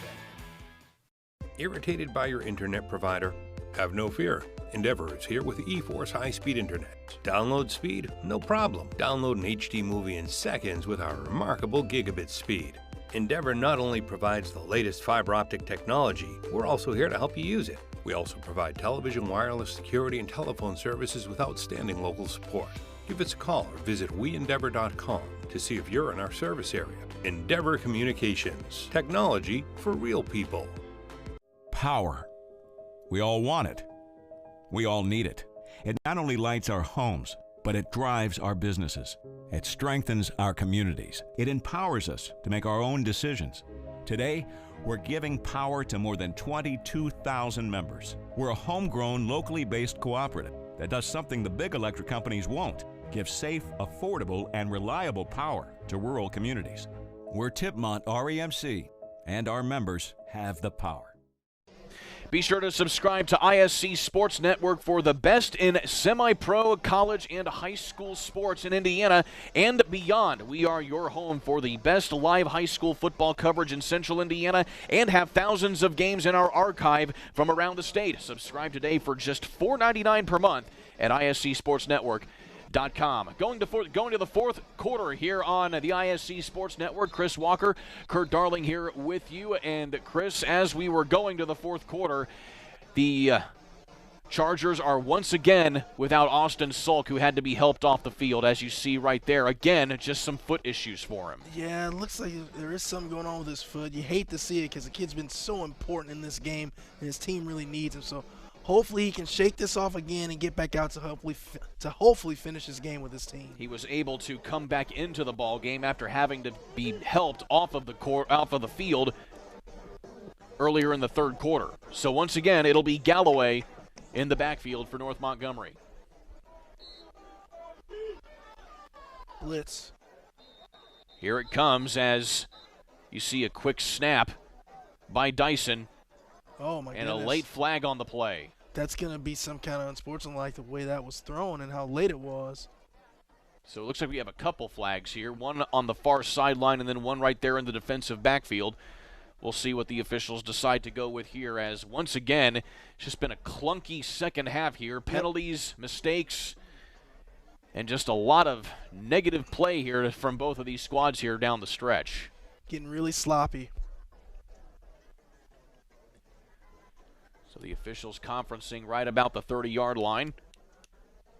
Looks like it's going to be something against both teams here, maybe. And we didn't even get a second off of the clock right there before they blew that play dead. And it looks like they are going to walk a penalty off here against Danville. And it's an offside, so looks like they jumped the snap a little too much right there when they were trying to go for that blitz. And then we have another one here. It's a personal foul. Ugh. So when all is said and done, it's going to be a negative play here for North Montgomery. It'll back them up a couple yards. And it'll be third down and long now for the Chargers.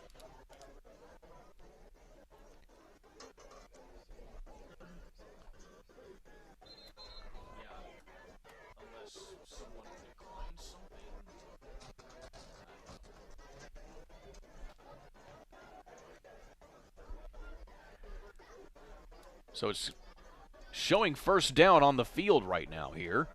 I don't know how that could be. And it's going to be first down and 10.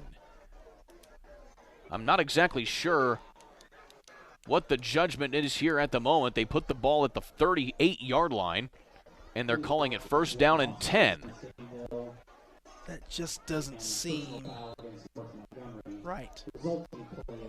Anyway, they run the clock here, and Dyson is in the gun. Throw is out to Willis this time. He splits some defenders, goes along the sideline, and goes down, fumbles the ball as he gets down, and they're going to say it is a fumble recovery by Danville. That is B.J. Weiss. That's the best play of the game tonight. He came from behind and punched that football out. That was a tremendous defensive play, and I'm telling you, this kid has a nose. Watch this play at the end here. He has a nose for the football. He gets beat, kind of misses the tackle. He saves the play, and he comes and punches that ball out with his outside arm. And I don't know how the heck he was able to keep the ball in bounds.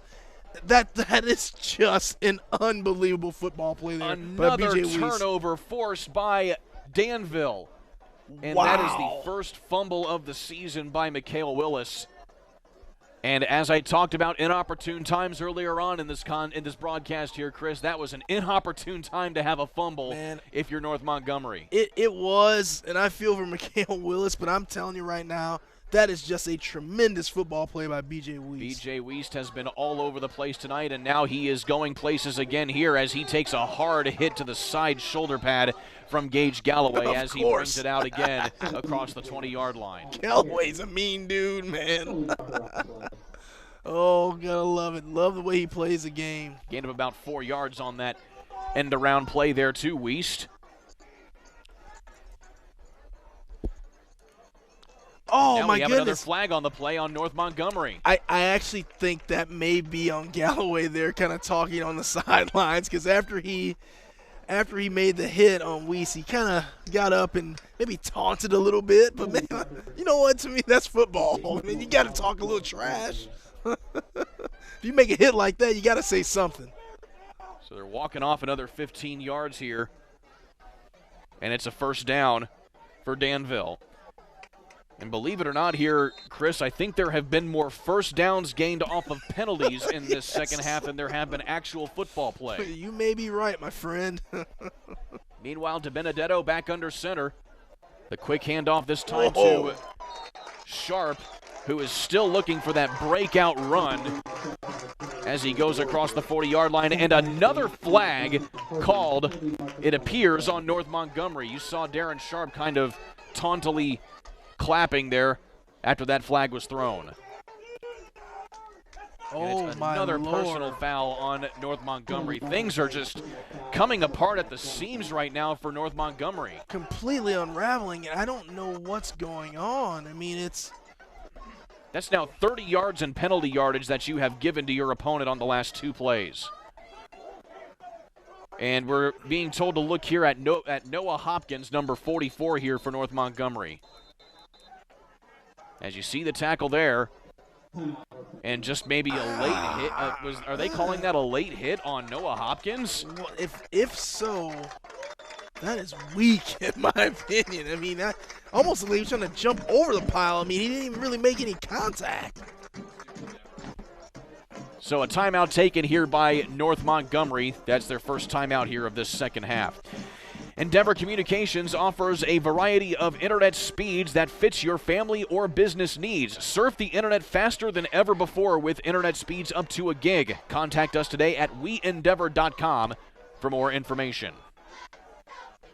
Alongside Chris Walker, I'm Kurt Darling, and right now here, Chris, we hate to see it, but the officials have kind of had to take over this game here over the last couple of plays. Yeah, it's really unraveled. It's gotten really, really sloppy. Both teams, hopefully that timeout can settle both teams down, and we can get back to some cleaner football. Again, we have not had any scoring here in this second half. North Montgomery has not scored since their opening drive in the first quarter.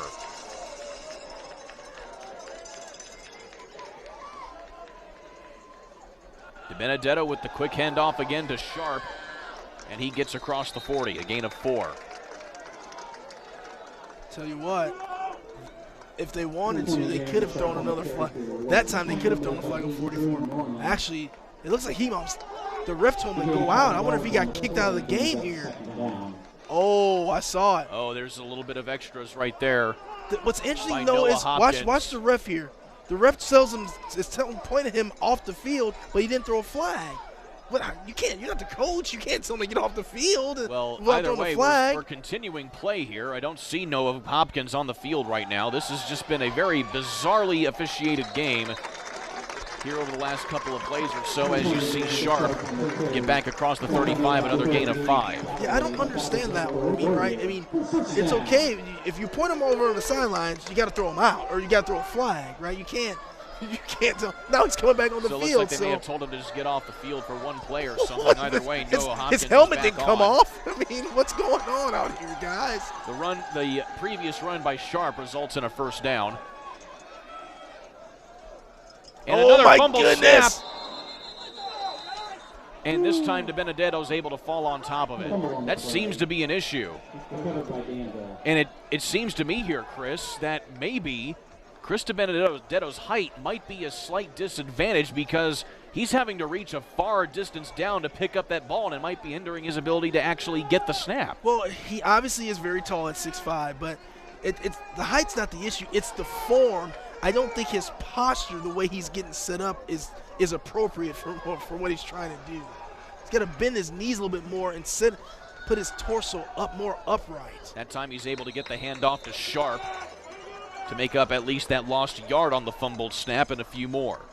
Tell you, his quads will be a lot more sore doing it my way, but I think he'll be more secure with the football. If he does sore quads, turnover football. Right. Take your pick.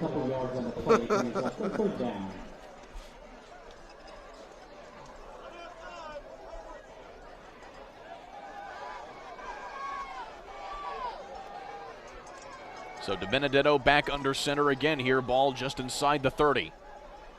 A big third down here for Danville, and it looks like they may have drawn North Montgomery off sides. Kurt, this is the way this is shaping up and the way this clock is moving.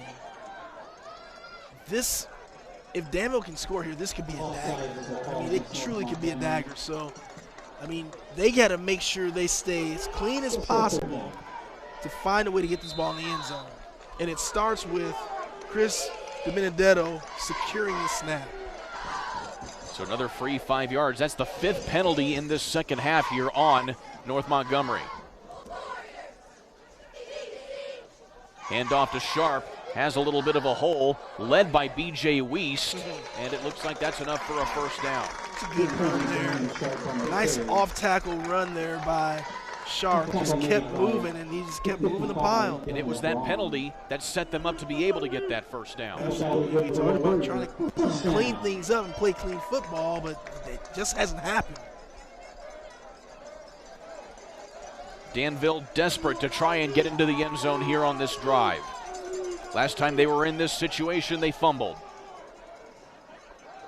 Pitch to Wiest. It was a delayed pitch. It looked like DiBenedetto had another issue securing the ball before he could get the ball out to Wiest. Well, the other thing is Wiest almost let that ball come out of his. Yeah, it almost came out of his hands as well here at the end. Oh my goodness, it did. It kind of rolled around his back, and he was able to corral it again and pull it back into his breadbasket. But man, he got to really secure this football here. I'm gonna need to talk to one of my football coach buddies because I need to understand what happened when I saw the official signaling the player to go off the field. I can't figure that one out. I really can't. Loss of 8 yards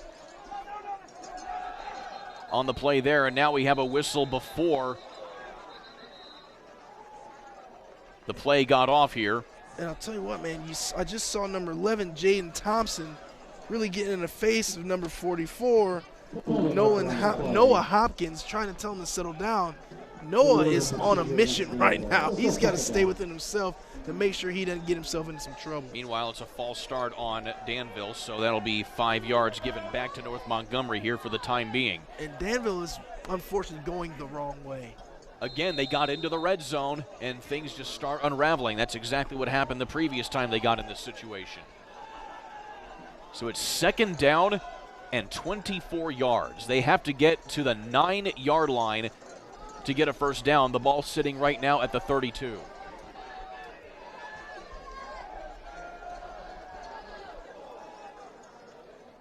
Wiest in motion again. DiBenedetto back to pass, feeling the pressure, looking in the end zone, and it is short. The ball may have been tipped as he was looking again, this time for Jace Scrafton, and it falls incomplete. Of course, Gage Galloway back there breaking things up, doing what he does. Let's see if this ball was tipped at all. Oh, close. Either that or the arm of DiBenedetto got swiped a little bit there on the pressure from Kelby Harwood, and that affected the throw just enough to fall just short of him. So now it's 3rd and a mile. Danville going for broke here on this one.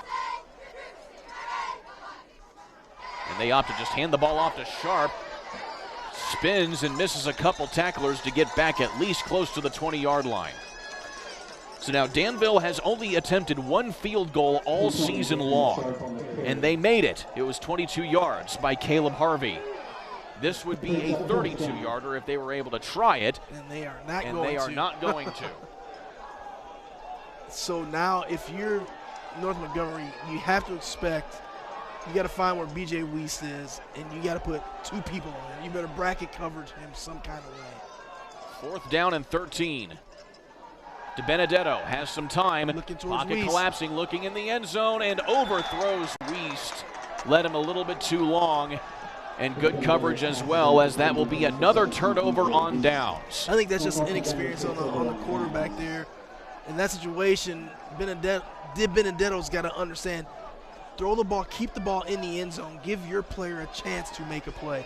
Even if you throw the interception there, who cares? It's 4th down. It's better than not knowing what you can do by throwing that ball out of bounds. So Danville losing some precious time as now North Montgomery is in a perfect position to be able to wind the clock and put this one away 2 points ahead. This is when you go into your 6-minute drill here. You try to run this clock down. Don't let Danville get the ball back. And it appears Austin Salk is back in the backfield again for North Montgomery, able to work out his foot issues for the time being. And here is how you keep that clock moving, is by running the ball. I wonder what's going on with him, how he's able to come back from this. You never want to speculate when it comes to injuries, but you always think maybe a cramp, maybe some plantar issues in his foot. Either way, it's something that he's able to work out on the sideline and get back into playing. Certainly better to have him on the field than not if you're North Montgomery. Dyson. The quarterback keeper makes a man miss and is able to squirt ahead for a few yards. And a little Lamar Jackson in him right there, man. That was pretty slick. That'll be 3rd down here for North Montgomery. As you see, he just makes a man miss with just a little bit of elusiveness in the feet. It's only a gain of 3, though. This is a big 3rd down because if you don't get it here, you actually need to punt the ball away. It's a gusty night here at Danville. Wind gusts about maybe 20 to 30 miles an hour or so. So if you're North Montgomery, you're punting into the wind here as Dyson goes over the middle, has a man. That's Norman, and he gets across out to the 40. That is a huge pitch and catch there from Dyson to Norman to get yourself kind of out of that territory, pick up the 1st down. Now you can go back to your running game and you can burn some of this clock off. Gain of 20 yards on the pass and catch to Drew Norman. That's his 2nd catch of the night. It's a big one there. That is a really big one there.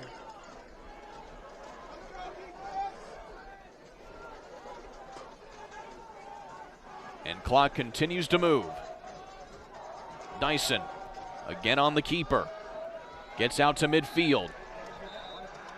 Dyson is my player of the game, man. If North Montgomery holds on and wins this game, he is my player of the game because he's just kept the team afloat. He's made big plays. He's run the ball really hard all night long.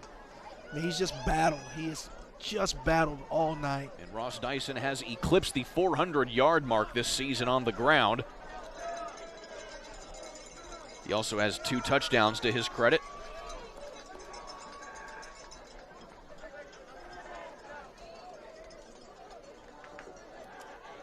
Inside of 3 minutes, 30 seconds. Again, Dyson on the keeper. Stay in bounds. On to the 40, down to the 30, and barrel rolls down to the 27-yard line. He just runs with so much momentum. He's a heck of a football player, man. He just really knows how to play the game. Got kind of close to the sideline there, but he turned it back up in the middle, knowing the situation. It's a very headsy football player there. Another 20-yard scamper there by Dyson. Again, keeps the clock moving, but also North Montgomery is just able to keep the ball in their possession and wind down that clock. That is most important. We're now inside 3 minutes. Dyson looks one way, goes the other on the handoff with Salk, and he punches his way down to the 20. Great job of protecting the football there by Salk with both hands, corralling that football.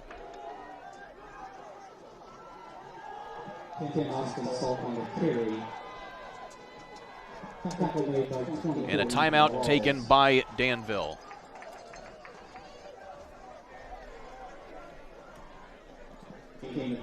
So on the timeout here, tonight's broadcast brought to you by WinTech, where we believe building relationships turns our passion for technology into solutions that help you reach your potential today, tomorrow, and in the future. To see our residential services and business solutions, visit wintech.com.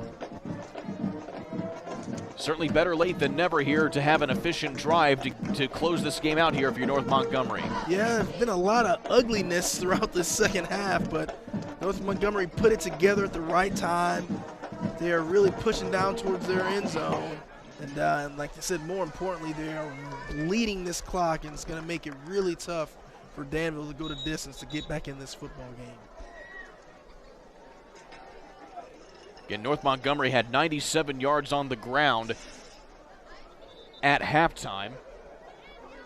And we'll have some updated stats for you during the post-game show coming up here in just a matter of moments.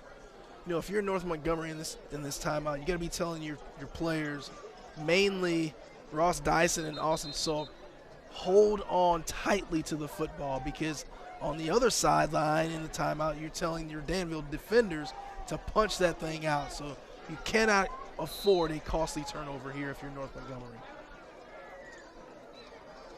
Meanwhile, at this juncture, Ross Dyson has 119 yards through the air, as well as several yards on the ground as well, as Austin Salk again takes the handoff on 2nd and 1, trying to pick up a short first down right here, and it looks like they are going to give it to him.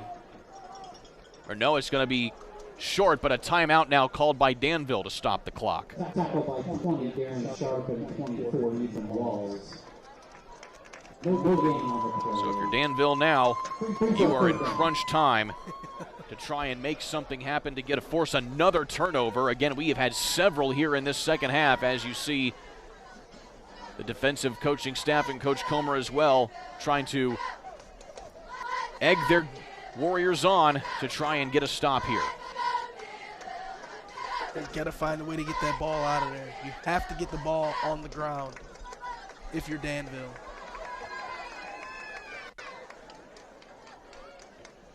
Meanwhile, if you're North Montgomery, you just keep plugging away here. It will be 3rd down and 1, it appears, as the ball sits on the 20-yard line. Again, North Montgomery looking to try and get their first winning season since 2019. They could finish the regular season with a winning record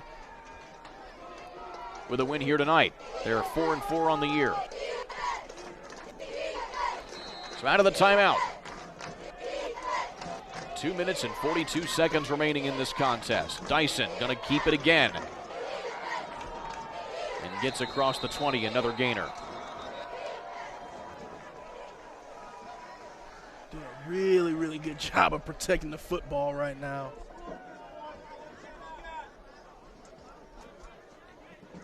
Danville does not call timeout. The clock stops for the first down. Now they wind it back. North Montgomery first down.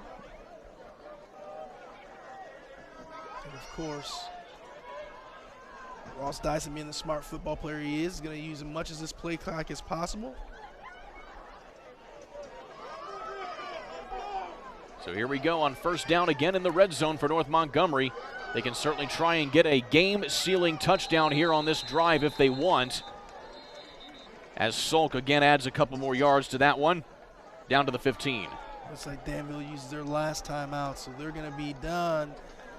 And so to be honest, if you're North Montgomery here, you don't even need to score a touchdown. I mean, if you can just get a couple yards here on these downs and just run this clock out, you should be in a good position. But again, the key is to hold on to the football. So Danville is in danger of getting a loss here again. This would be their 4th loss in their last 5 games. Certainly not a stretch that you want to end the regular season on before you take on number 10 Tri-West to begin sectional play next week. You know, Kurt, I'm going to go back to what I talked about in the second half when I said when Danville missed out on the opportunity because of the penalty on the 2-point conversion, and I said something like, you know, it's early in the game. I don't think it's a bad move going for it, but, man. It really became a factor. It became a big-time factor in this game because we're still sitting at the same score. And again, just to recap the scoring or lack thereof, North Montgomery scored on their very first possession. They went 16 plays, 80 yards for a touchdown. Danville then followed that up with a touchdown of their own in the second quarter. That has been it. That is the tweet. Wow. So no more timeouts here, or no more timeouts now for Danville. As Ross Dyson sheds a tackler, gets to the outside, down to the 5. And they will keep the clock moving here as Danville cannot call another timeout. So you don't have to do anything else. You just kneel the clock out from here, I would imagine. It'll be interesting what North Montgomery decides to do here. Yeah, I think they're talking about it right now. Obviously, you're not going to use a timeout to discuss this. Why is the clock not running? Because it was a first down. And so they stop the clock to reset the chains, but now they have to reset the play clock. And now the clock continues to run as they get the chain gang all squared away.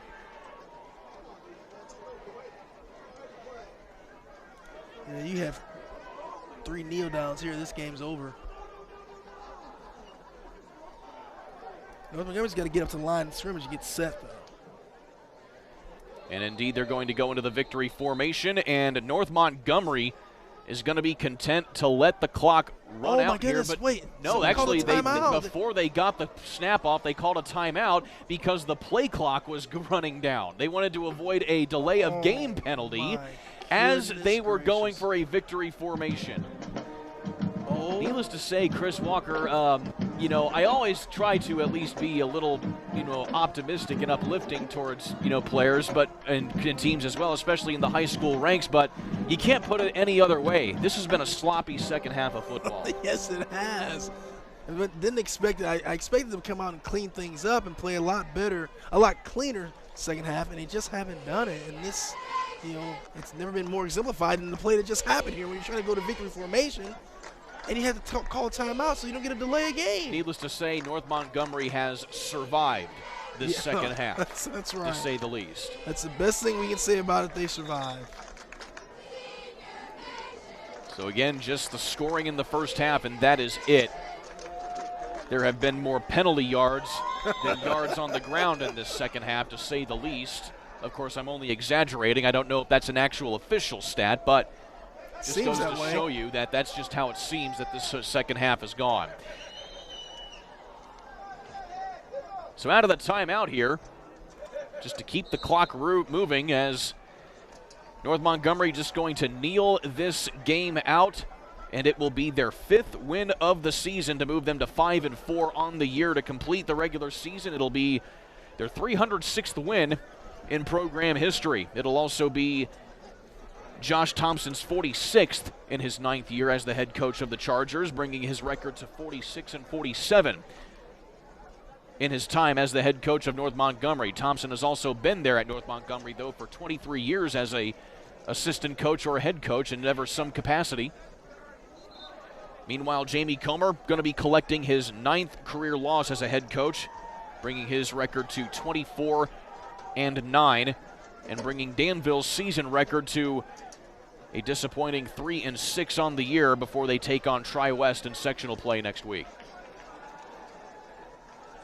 That'll do it.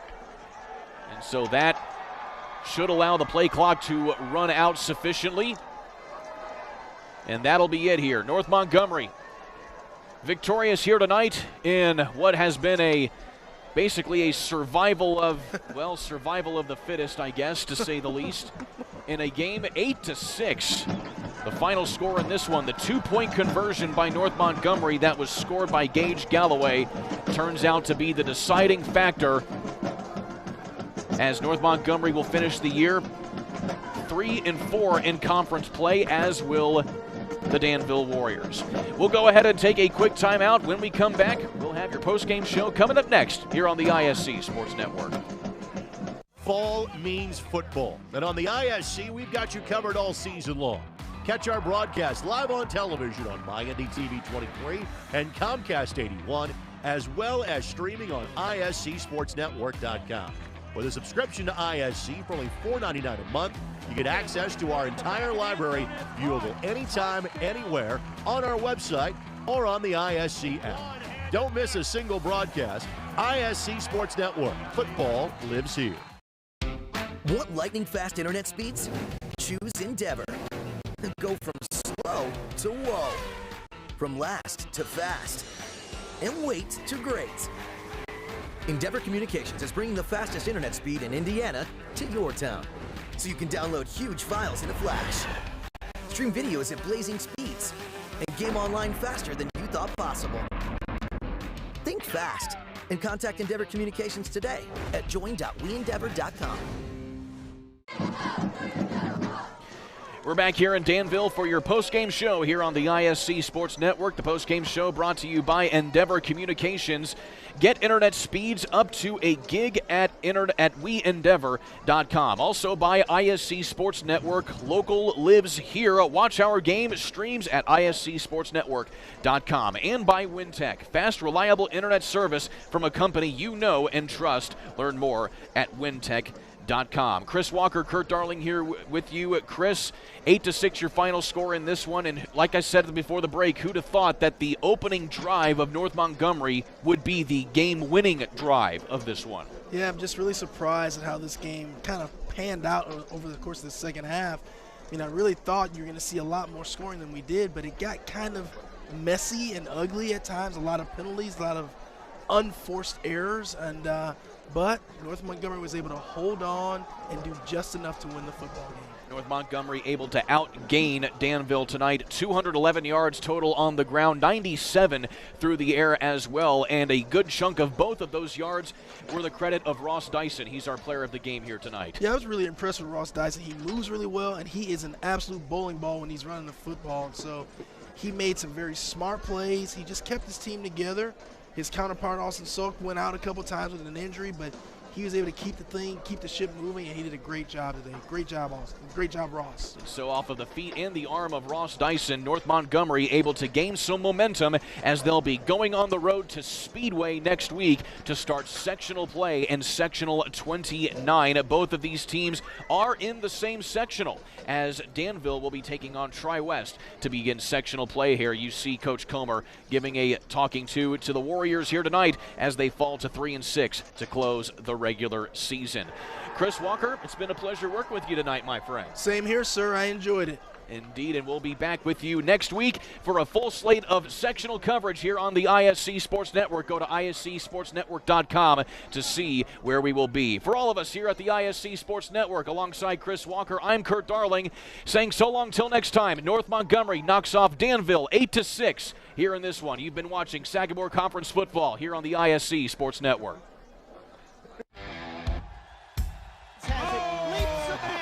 Still on his feet. Stevens lunges. Are you kidding me? Champions of Marion County. Unbelievable. Touchdown. Living up to that last name. Wabash has the lead for the first time today. So that was going to be a highlight reel. Oh, baby. Yeah, you can celebrate after that.